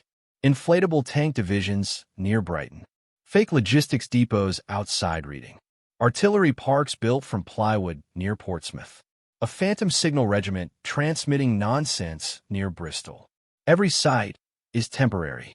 Every site appears overnight. Every site fades before German bombers come looking. And every time, the Luftwaffe dutifully captures photographs, files intelligence reports, and warns Berlin of increased British strength. It becomes a rhythm, almost musical. Move, inflate, light, smoke, signal, then disappear. But Eleanor sees something bigger happening. Germany is reacting. They're reallocating reconnaissance aircraft, extending patrol routes, pushing more fuel into coastal monitoring. They're shifting their intelligence in Tyrol. She begins. Merriweather finishes the thought. To chase illusions. Meanwhile, inside the Luftwaffe's nerve center, *** Berlin. Air Reconnaissance Interpretation Office, August 14th, 1942, ***. Major Heinrich Schulz rubs his eyes as he stares at 3 side-by-side photos. British tanks, British artillery, British support trucks. He waves an 8 over. Look at this, Schulz snaps. The English have moved another armored group overnight. Impossible. The aide leans in, confused. These don't look like units we've seen in previous operations. Exactly, Schulz mutters. He marks the new positions in red. This is a build-up. They're preparing for a southern counterstrike. Perhaps the invasion they've been teasing since Dunkirk. He doesn't know he is staring at canvas, rubber, painted cloth, and grease smoke tricks. He doesn't know the British Army in these photos weighs a total of 5 tons. He doesn't know Eleanor Hayes has planned it that way. He signs the intelligence summary. Back in Britain, a new visitor arrives, ***, August 18th, 1942. Phantom Division Site, 23:15 hours, ***. It's raining sideways. The inflatable tanks sway under the assault. The ground is a soup of mud and trampled grass. Briggs curses, trying to keep a canvas Sherman from collapsing. Come on, you rubber bastard, stand up. Eleanor splashes through the mud, coat flapping. Briggs, leave it, we've got company. He turns. A jeep rolls up, headlights hooded. 2 MPs step out. Then a tall, stern man in a dark coat emerges. Eleanor's breath catches. General Frederick Morgan, she whispers. Briggs blinks. Boo, the man planning the invasion of Europe. Morgan walks straight toward them, boots sinking deep, eyes sharp as bayonets. He stops in front of Eleanor. So, he says, scanning the field, you're the one making armies appear out of thin air. Eleanor salutes. Only with the right materials, sir. Morgan gestures at the fake tanks. Convince me this works. Eleanor takes a breath. Then she points into the darkness. 2 torches flash, the signal. A generator winds to life. Floodlights flick on in perfect sequence. Smoke rises from hidden burners. Motion lines appear as crews pull camouflage ropes to simulate troop activity. Dozens of tanks cast long, powerful shadows. Mess tents glow. A fake fuel depot roars with artificial flame. It looks alive. Morgan studies the spectacle for 30 silent seconds. Then he speaks. I need this on a continental scale. Eleanor stares at him, then at Briggs, then back to Morgan. How large a scale, sir? Morgan smiles thinly. A full army group. Briggs makes a strangled noise. Eleanor's voice is barely a whisper. You're talking about an invasion deception. Morgan nods. Not just any deception. The most important one of the war. He stepped closer. We're calling it fortitude. Lightning flashes behind him. Rain drums harder. And for the first time, Eleanor understands. Everything they've built, every fake tank, every dummy airfield, every trick of light and shadow, has been a rehearsal for something far bigger. Something that must fool Hitler himself. She nods slowly. Then we'd better get started. Morgan turns back to his jeep. Oh, and Miss Hayes? She straightens. Yes, sir. However bold you've been so far, multiply it by 10. The jeep drives off into the storm. Eleanor watches it vanish. Then she whispers, Briggs, get the pumps ready. Briggs groans. Oh, bloody hell. Here we go again. Fortitude begins, building an army that doesn't exist. October 1st, 1942. High Wycombe, Allied Planning Headquarters. 5:52 hours ***. Rain hammers against the windows of a cramped top-floor office. Maps cover every inch of wall space. Normandy, Calais, Pas-de-Calais, the Low Countries, and the entire British coastline from Dover to the Humber. Eleanor Hayes stands in the middle of it all, soaked from the storm outside, boots dripping onto the hardwood floor. She isn't alone. Colonel Merriweather, Briggs, 3 Signals Corps officers, 2 cartographers, and a trio of engineers from the Royal Engineers Deception Branch stand silently as General Frederick Morgan spreads out a massive operations chart. On it is written one name in thick black ink. Fortitude. Morgan doesn't waste time. Ladies and gentlemen, he begins, we're going to build the largest, most dangerous lie the world has ever seen. He points to the map. This, his finger lands on the Pas-de-Calais, the most fortified coastline in Europe, is where we need Hitler looking. Merriweather nods grimly. So we create an army group focused on Calais. Morgan corrects him sharply. No, not one army group. 2. A stunned silence fills the room. Fortitude north. Morgan says, tapping Scotland will threaten Norway. Fortitude south. He taps southeast England will threaten Calais. Briggs mutters under his breath. An army here, an army there. Bloody hell, we're building the whole British Empire in canvas. Eleanor elbows him to shut up. Morgan continues. I need FUSAG, the 1st United States Army Group, to look real enough that the Luftwaffe wastes every square meter of film photographing it. And I need Fortitude north convincing enough that Hitler thinks we're sending troops into the fjords of Norway. He glares at the room. You have 4 months. Briggs nearly chokes. 4 months to build 2 armies? Morgan gives him a thin smile. That's why I came to you. Eleanor steps forward. Sir, we'll need miles of fake roads. Real truck tracks. Canvas tanks. Hundreds of inflatable vehicles. Permanent-looking barracks. Full radio chatter. Dummy supply dumps. Simulated fuel depots. Fabricated logistics networks. Morgan interrupts. Yes, all of it. And more. Eleanor swallows. This will take thousands of men. Morgan leans in. No, it will take hundreds of the right men. His eyes lock on hers. And you, Miss Hayes, are going to lead them. Her breath catches. Me, sir.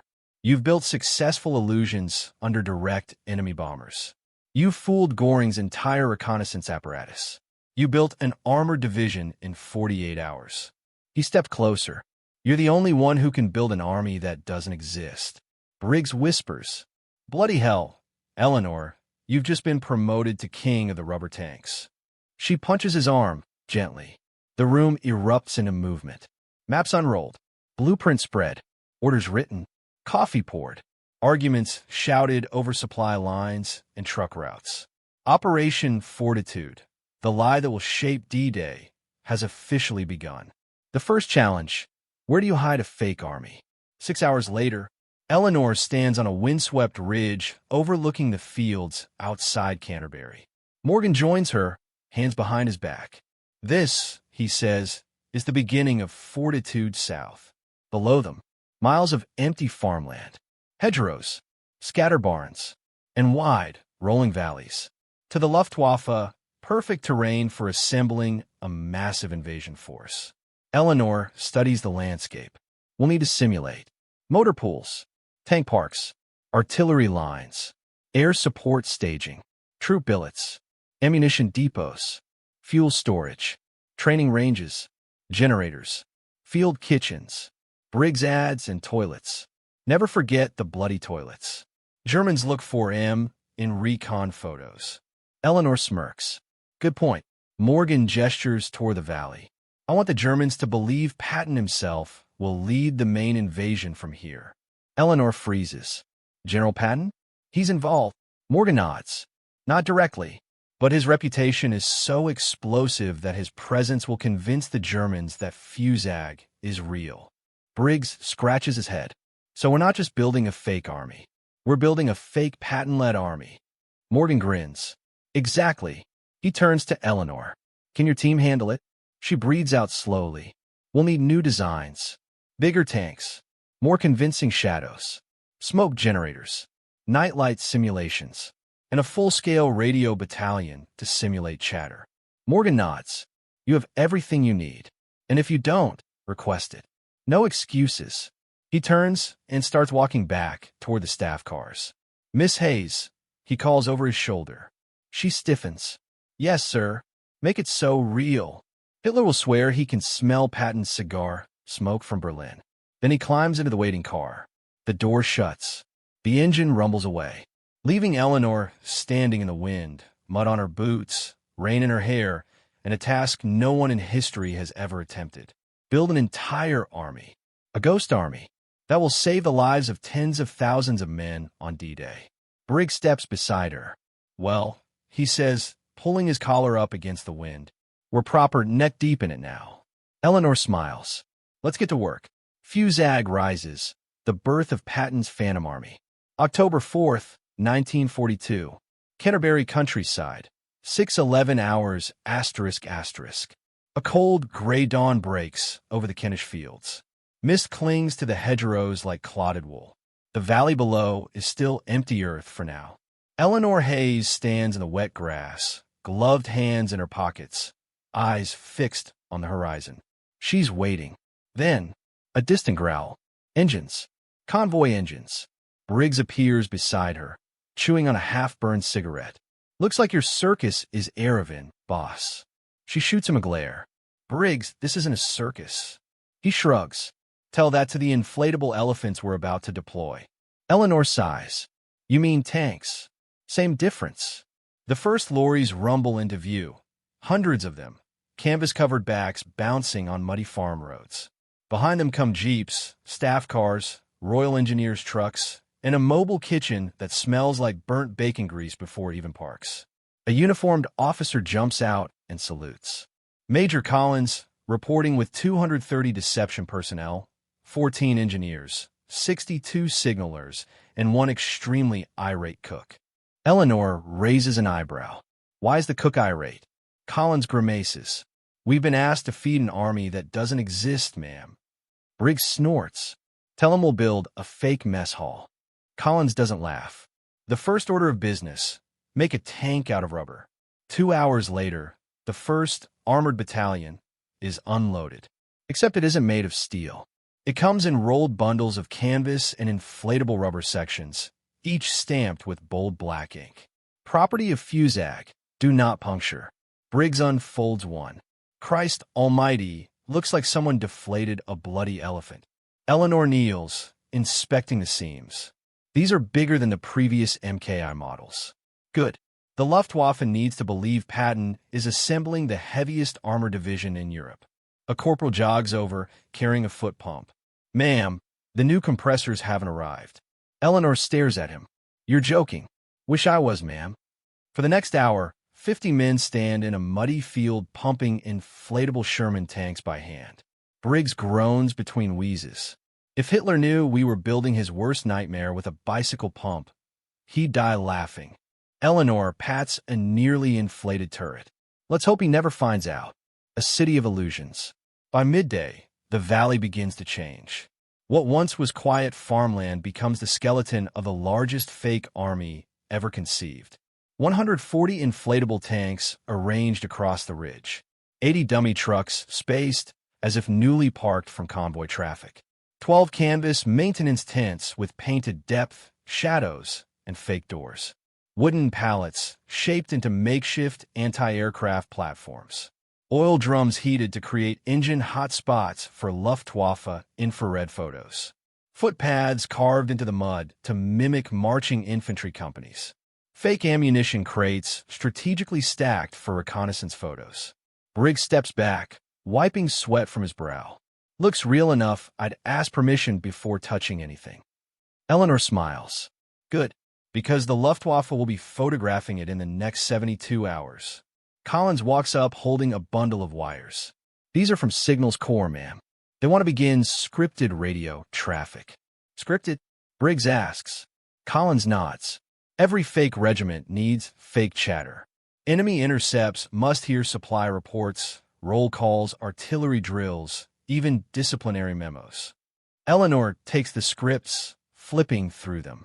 There's over 500 pages. Collins nods. We're simulating comms for 60,000 imaginary soldiers. It's not a small job. Eleanor sighs. Let's begin. The arrival of a legend, even if he's never here.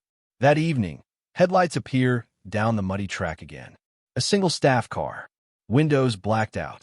The convoy parts as it pulls up beside Eleanor. The door opens. Out steps an officer with a clipboard. General George S. Patton will not be physically visiting Fusag today. Briggs blinks. Is he visiting at all? The officer shakes his head. He doesn't need to. He hands Eleanor a sealed envelope. Inside, Patton will be seen here. He will be in charge here. He will command Fusag, but he will never physically appear. You'll have actors wearing his silhouette, the officer explains. From a distance, in a jeep, in a trench coat. Nothing too close. Luftwaffe reconnaissance must capture his presence, even if he's not truly present. Briggs whistles. So we're not just lying to the Germans. We're lying to our own cameras too. The officer nods. Yes, and do it well. Eleanor folds the note. Understood. Night falls, and the ghost army breathes. As darkness covers Kent, the deception begins to pulse with life. Methanol lamps create the glow of a busy motor pool. Smokers burn to mimic exhaust plumes. Generators hum, wired to nothing. Soldiers march in thick boots, leaving pre-planned tracks for reconnaissance. Engineers move silhouettes behind tent flaps to simulate mechanics. Cook fires burn at 0300 exactly, matching real U.S. Army mess schedules. Fake powder flashes simulate training exercises. From a hilltop, Eleanor watches it all. A fake army, acting like a real one, breathing like a real one. And by tomorrow, the Luftwaffe will see exactly what she wants them to see. The might of the American invasion force, preparing to strike Calais. Briggs steps up beside her, arms crossed. You reckon Hitler will fall for it? Eleanor doesn't look away from the glowing valley below. He won't just fall for it. Her eyes narrow. He'll bet the future of the war on it. When the Luftwaffe looked and saw a ghost.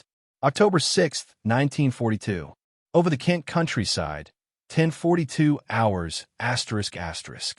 A thin, high-altitude wind whispers across the wings of a Luftwaffe Junkers Ju-88 reconnaissance bomber as it cuts through the pale sky above southeast England. Inside the glass nose, Oberleutnant Ernst Keller adjusts his oxygen mask and peers through the bulky aerial camera mounted beside him. His pilot, Feldwebel Lothar Hahn, tilts the plane slightly. You see the same smoke columns? Hahn asks, squinting downwards. Keller nods slowly. Yes, many. Looks like one hell of a depot. Hahn whistles through his teeth. Well, London's cooks must be hungry today. Keller doesn't laugh.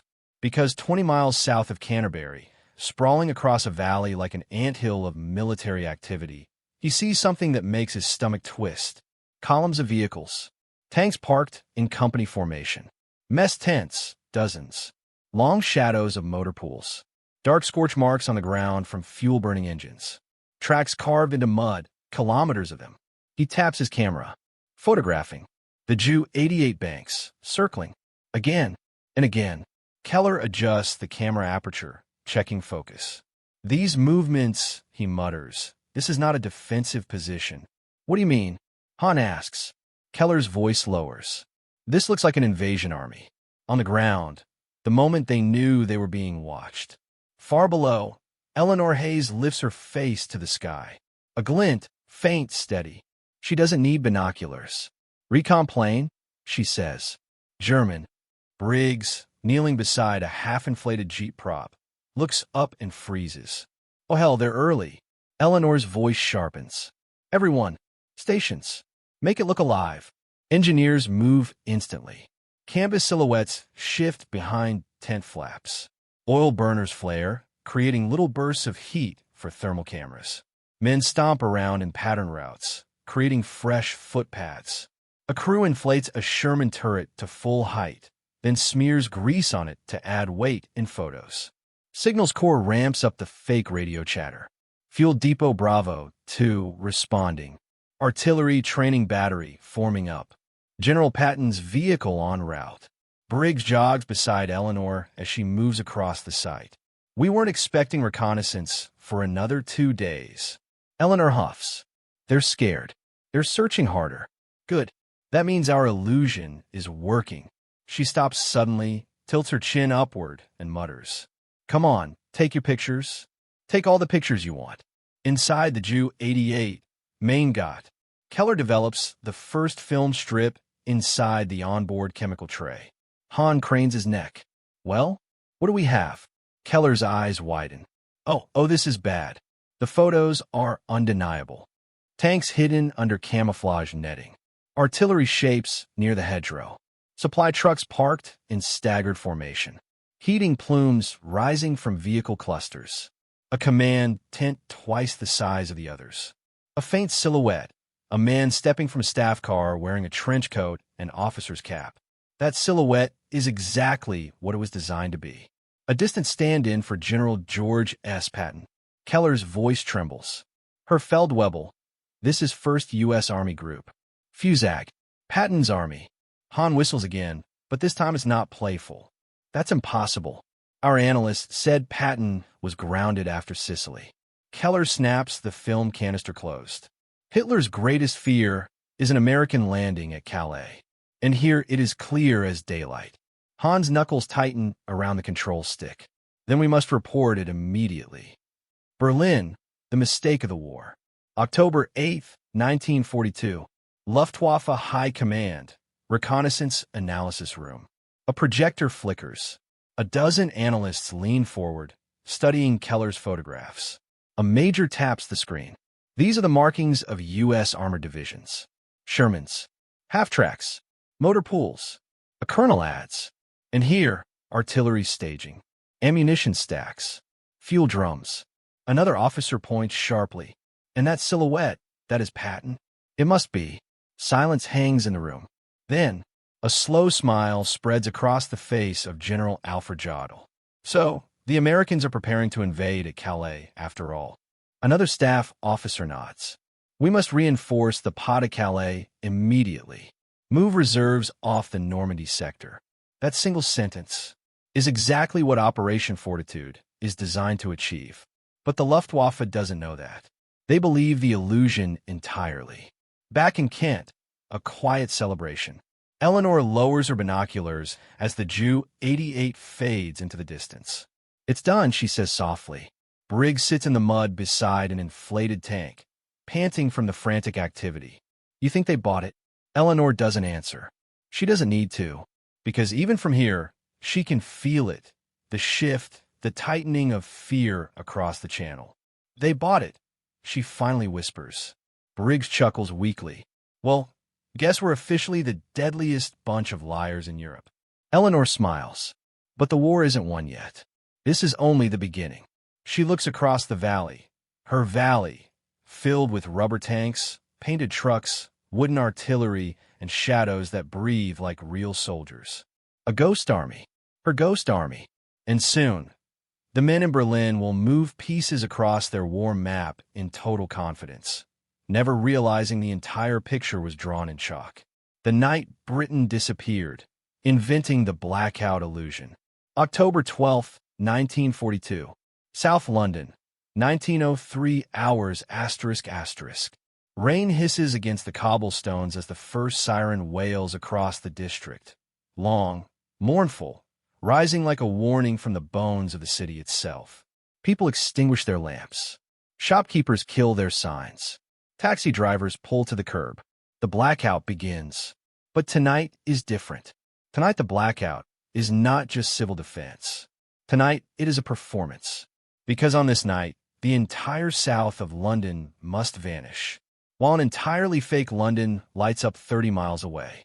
And in the center of the real city, in a damp alley behind a shuttered pub, Eleanor Hayes unfolds a large canvas map against a brick wall. Beside her stands Sergeant Briggs, clutching a coil of black cabling and a toolbox. Briggs squints at the layout. Right, so we're turning this half of the city into a giant hole. Eleanor nods. Exactly. Tonight London must look dead, cold, empty.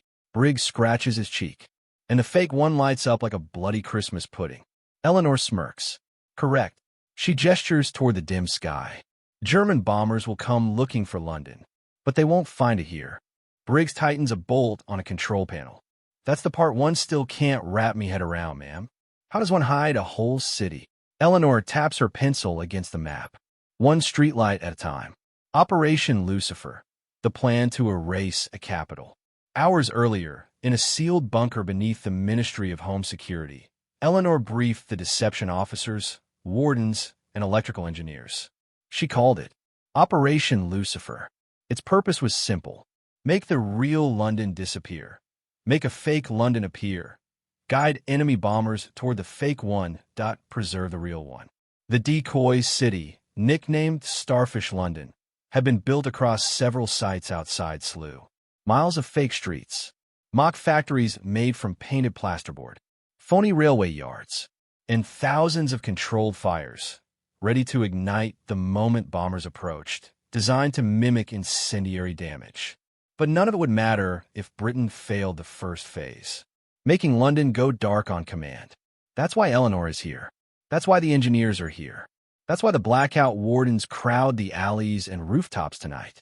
Everything rides on the illusion. Back in South London, lights down. Eleanor lifts her portable radio. This is Hayes. Grid Delta 7, begin blackout sequence. A crackle. Copy. Cutting power now. At once, street lamps across Brixton flicker, then die. A few stubborn bulbs spark and glow dimly. Briggs runs toward the nearest one.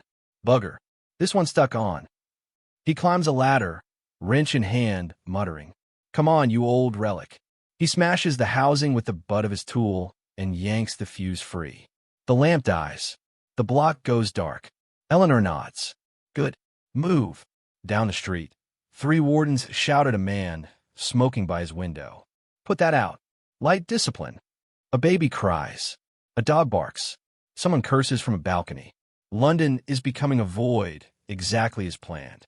In the skies over the channel, the hunters arrive *22:41 hours.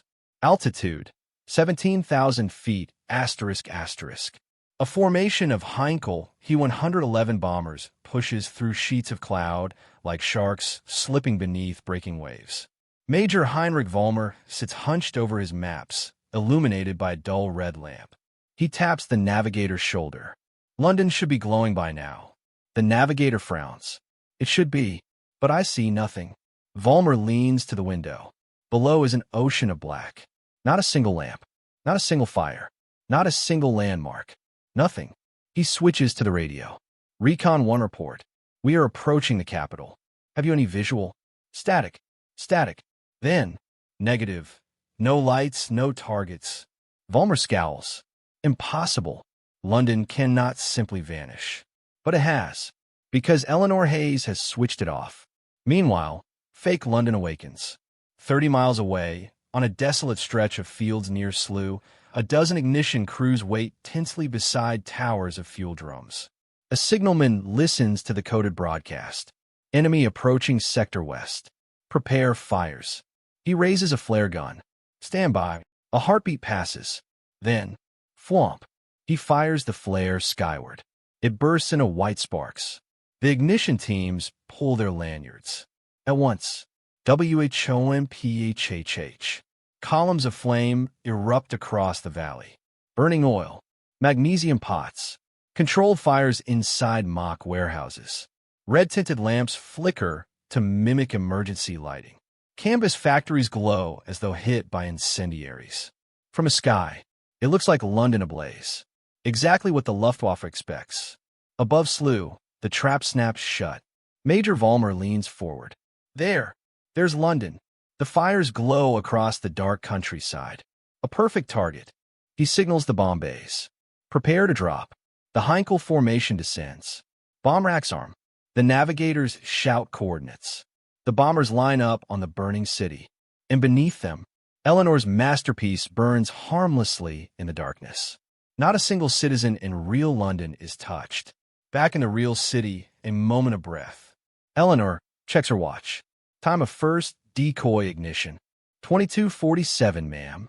She nods. And Luftwaffe ordnance. Falling in the decoy zone. Briggs lets out a long, shaky breath. So the real London survives another night. Eleanor folds her arms, looking toward the faint glow far in the distance. No, Briggs. It doesn't just survive. She allows herself a rare smile. It wins. Because tonight, London didn't just endure the Blitz. It outsmarted it. The night the Luftwaffe bombed a city that didn't exist. October 12, 1942. Fake London, near Slough. 23:02 hours ***. The decoy city burns like a sprawling, blazing wound across the countryside. A patchwork of controlled fires, smoldering buildings made of plasterboard, and flickering red lamps painting the illusion of mass destruction. To the Luftwaffe above, it looks like hell. To the British below, it is art. At the edge of the inferno, Corporal Lionel Firth shields his face from the heat as he checks the next set of ignition towers. His gloves are soaked in sweat despite the cold. He mutters, "God help me. If Jerry flies any lower, he'll smell the paint." Beside him, Engineer Robin Kelso laughs nervously. Smell it? He might bloody well see it. That warehouse wall is just canvas stretched over a cow shed. Firth adjusts a valve feeding a magnesium burner. That's the beauty, mate. Heinkel crews ain't stopping to admire brushstrokes. Another wave of bombers roars overhead. A cluster of bombs rains down, exploding in a neat line across fake streets laid out with surveyor precision. A perfect strike. But the only things dying tonight are oil drums and plywood. Kelso watches debris fly into the air. You ever think, he shouts over the blast, that the Germans are going to feel very stupid when they find out? Firth smirks. Ain't our job to educate them. He kicks over a barrel, letting burning fuel spill into a trench that lights up with calculated brilliance. We just keep the show going. In the skies, the moment the Luftwaffe commits *** altitude, 14,000 feet. Heinkel, He-111, lead bomber ***. Major Heinrich Vollmer stares down through the bomb aimer's glass, satisfaction washing over him. Factories burning. Rail yards destroyed. Housing blocks flattened. London, the real, living London, has been replaced by a masterpiece of British deception. But Vollmer doesn't know that. He leans into the intercom. All aircraft, release remaining payload. London burns tonight. One by one, dozens of bombs detach. The Heinkels rise, lighter, faster, racing back toward France under the illusion of triumph. Vollmer closes his logbook and writes, "Enemy capital struck with full force. Significant damage inflicted. But back on the ground, the British are cheering." Fake London, 23:19 hours. Eleanor Hayes stands on a small hill overlooking the blazing illusion. Sparks drift upward like fireflies, and the silhouettes of the decoy buildings flicker against the sky. Briggs stands beside her, helmet tilted back. "Ma'am, they dropped a whole bomber wing on us." Eleanor nods. "They did. On a fake city." "Correct." Briggs releases a laugh that's half hysterical, half awestruck. "Bloody hell, we're magicians." Eleanor glances sideways. Magicians save lives. She checks her notebook. Her handwriting is small, tight, efficient. Impact density, high. Approach vector, NW to SE. Bomber altitude consistent. Fire illusion successful. Briggs watches her scribble. You really are taking notes while bombs drop. She tucks the pencil behind her ear. Briggs, this is the only time we can collect real data. From real bombers. On a real attack pattern. He gestures at the flaming decoy town. Real-ish. Eleanor smiles. Good enough for our purposes. Meanwhile, the real London sleeps South London, 27 hours. A young mother wakes only briefly when a distant thunder echoes across the night. Her husband murmurs, "It's just out west. Not near us." She nods, half asleep. Somewhere in Lambeth, a bus conductor snores loudly in a makeshift shelter. Near Greenwich, a group of boys trading ration sweets whisper, "Didn't even need to run to the shelters tonight." No one knows that the Luftwaffe flew overhead. No one knows they dropped bombs. No one knows they were supposed to die, because their city never existed in the enemy's eyes. The next morning, victory in ash and smoke. October 13th, 1942, fake London. Dawn breaks over a wasteland that looks, at first glance, utterly annihilated. Canvas factories lie collapsed. Rubber hoses and metal pipes smolder like destroyed machinery. Bomb craters pockmark the soil. Smoke coils upward in the cold morning light. A government inspector arrives in a jeep, adjusting his hat. He surveys the devastation, stunned. My God, they hit everything. Eleanor closes her notebook. They hit nothing. He looks at her, finally understanding. His face softens with admiration. How many lives do you think this saved? Eleanor gazes across the destroyed decoy city.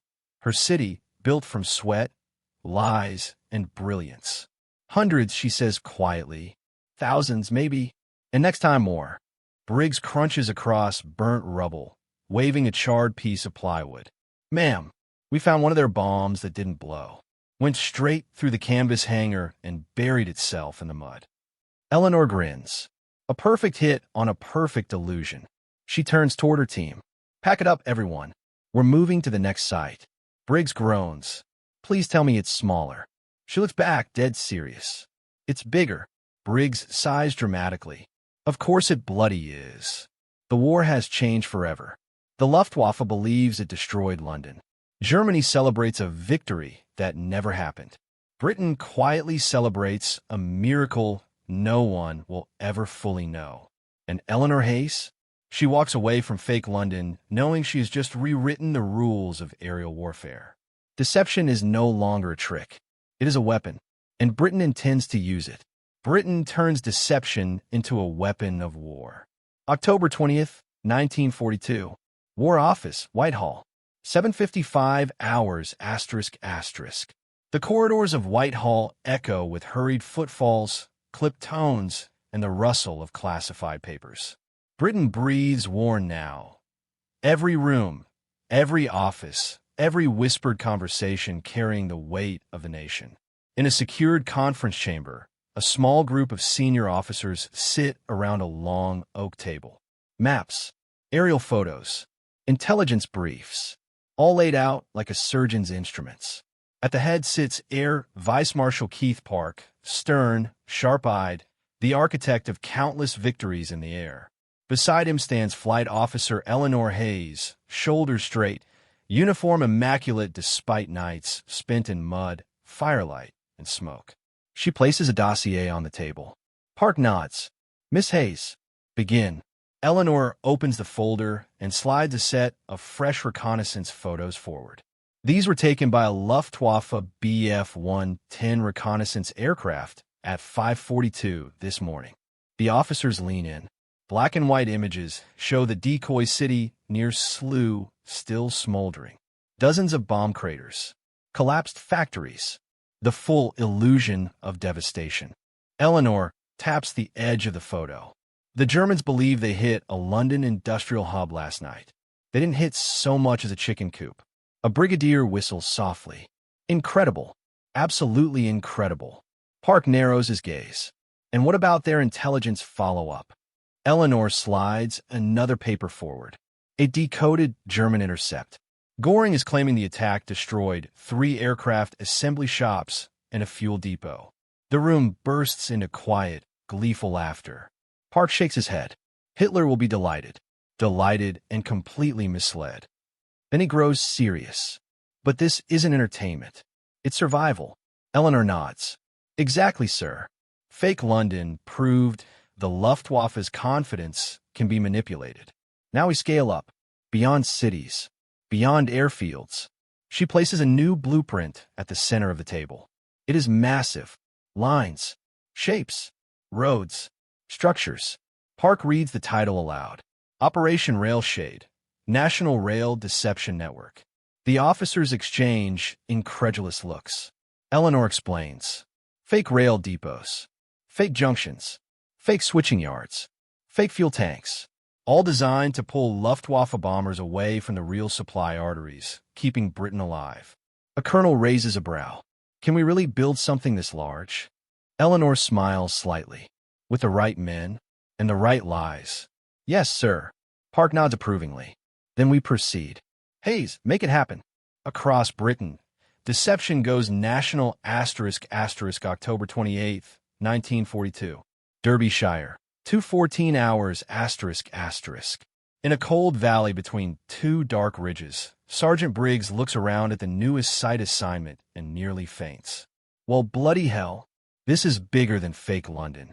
Eleanor stands beside him, hands in her coat pockets, staring across the empty landscape. This, she says, is our first fake rail hub. We're calling it Shadow Junction. Briggs gestures wildly. Fake tracks? Fake trains? Fake warehouses. Behind them, trucks begin rolling in.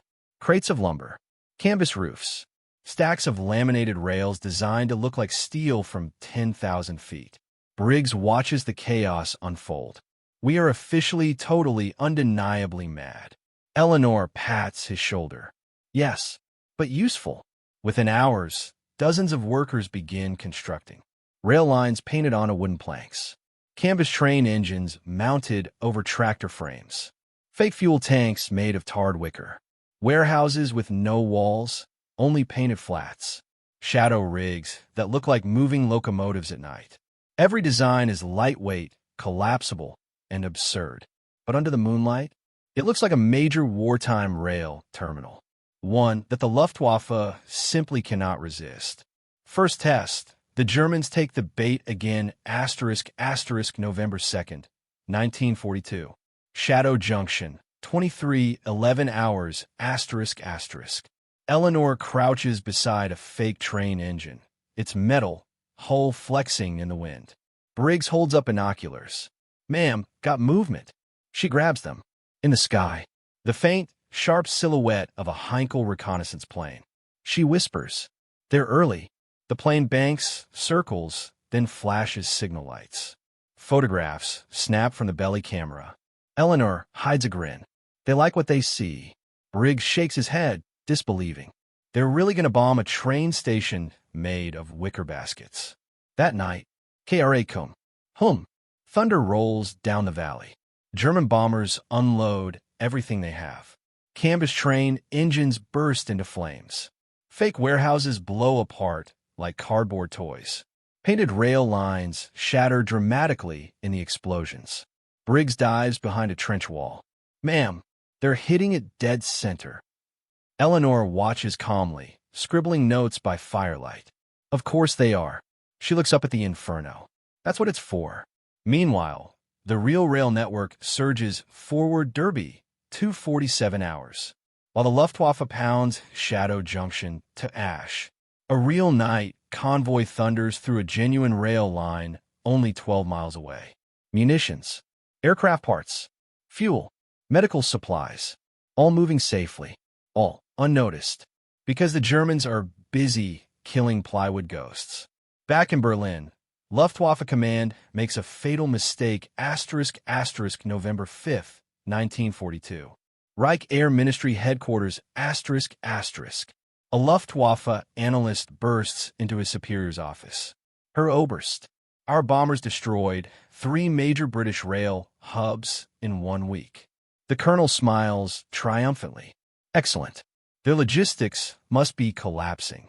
He stamps the final report with bright red ink. Gewaltiger Erfolg, tremendous success. Two words that would haunt Germany later, because these victories never happened. Phantom army that beat the Luftwaffe and fooled Hitler himself. December 1st, 1942. War Office, Whitehall, 6:30 hours ***. Fog coils outside the tall windows as officers shuffle into Britain's most secretive wartime meeting. A new file sits at the center of the table. Operation Battle Wall, Strategic National Deception Initiative. Inside the room stand Air Vice Marshal Keith Park, General Bernard Montgomery, Admiral Andrew Cunningham, and Flight Officer Eleanor Hayes, the architect of Britain's fake air force and phantom cities. Park gestures to her. "Miss Hayes, you have the floor." Eleanor steps forward, calm but electric with purpose. She clicks the lantern projector. Images flash on the wall. Fake airfields, fake cities, fake trains, fake depots, Luftwaffe bombs raining on empty ground. Eleanor speaks. "Gentlemen, Germany is fighting a ghost, and it's time to give that ghost an army." Montgomery raises a brow. "An army?" Eleanor nods, then reveals the final blueprint. A massive one, impossible at first glance, then genius. A full-sized fake British armor division, made of inflatable tanks, canvas artillery, plywood trucks, rubber landing craft, dummy fuel lines, fake HQ tents, phantom radio traffic, decoy officers moving in pre-planned patterns. Montgomery studies the blueprint. "This will terrify their reconnaissance," he murmurs. "Eleanor, it won't just terrify them. It will reshape their entire defensive strategy." Park adds, "It's time the Luftwaffe wasted bombs on an army that doesn't exist." February 1943. Southeast England. Near Dover. 3:15 hours ***. A cold wind sweeps over a moonlit valley as dozens of lorries crawl onto an empty field. Sergeant Briggs jumps down from a truck and stares wide-eyed. "You've got to be kidding. We're building a whole bloody army now." Eleanor smirks. "Not just an army, Briggs. A menace." Behind them, crews unload. Inflatable Shermans the size of cottages. Canvas artillery guns that weigh less than a bicycle. Plywood armored cars painted in perfect camouflage. Fake landing craft placed near the waterline. Generators for heat signatures. Radio trucks broadcasting fictional troop chatter. Briggs shakes his head. "This is madness." Eleanor pats his shoulder. "This is war." Hours later, the Luftwaffe takes the bait. February 4th, 1943. Dawn. The first German reconnaissance plane glides high overhead. Cameras click. The pilot banks for a second pass. Below him, a full armor division preparing for an amphibious assault. He radios home. Massive British troop buildup near Dover. Berlin panics. Hitler demands maps. Göring demands confirmation. The German High Command moves reinforcements to the Channel coast. They shift artillery, divert aircraft, strengthen defenses, all to counter nothing. A ghost army, a phantom division, built from rubber and stagecraft. Meanwhile, the real British forces move unopposed, while German divisions shuffle to the wrong coast. Convoys of real British armor thunder north towards Scotland for training. RAF fighter groups redeploy safely. Merchant ships slip through gaps in patrol patterns. Every hour the Germans waste adds another hour of safety for real Allied forces. Berlin, the fatal miscalculation. February 7th, 1943. Reich Air Ministry, a Luftwaffe intelligence officer slams a report onto General Jeschenek's desk. "Her General, it appears the British are preparing a major landing operation near Dover." Jeschenek leans forward. "Prepare the bombers. If they want to attack France, we'll crush their invasion force before it leaves the shore." But he can't crush it, because it doesn't exist. Britain, the quiet realization. Eleanor's quarters. RAF Uxbridge, midnight. Eleanor sits alone, poring over the German reconnaissance intercepts. Every mark, every arrow, every misinterpretation is a quiet victory. Briggs knocks and enters. "Ma'am, the higher-ups say the Germans are shifting half their coastal air patrols." Eleanor nods. That's the point. Briggs sits across from her. You ever wonder, when this ends, will anyone know what we did? Eleanor looks at him, softening. They won't know our names, but they'll know Britain survived. She closes the folder, and they'll know the Luftwaffe failed. Epilogue. The greatest illusion of the war. The work Eleanor began, from fake airfields, to fake cities, to fake armies, became the foundation for the most sophisticated deception operation of World War II. Operation Fortitude, the plan that convinced Hitler the D-Day landings would strike Pas-de-Calais, not Normandy, a deception so complete that even after the Allies stormed Normandy's beaches, Hitler kept entire panzer divisions immobilized, waiting for an invasion that would never come. As with fake London, fake rail depots, and the Phantom Division, Britain learned the truth early in the war. Bombs wasted on ghosts are bombs that don't kill real men. A pilot fooled is a pilot who never sees the real target. A dictator misled is a dictator who loses a war. And it all began with a handful of engineers, a field of canvas, and a woman who believed that an illusion could save a nation.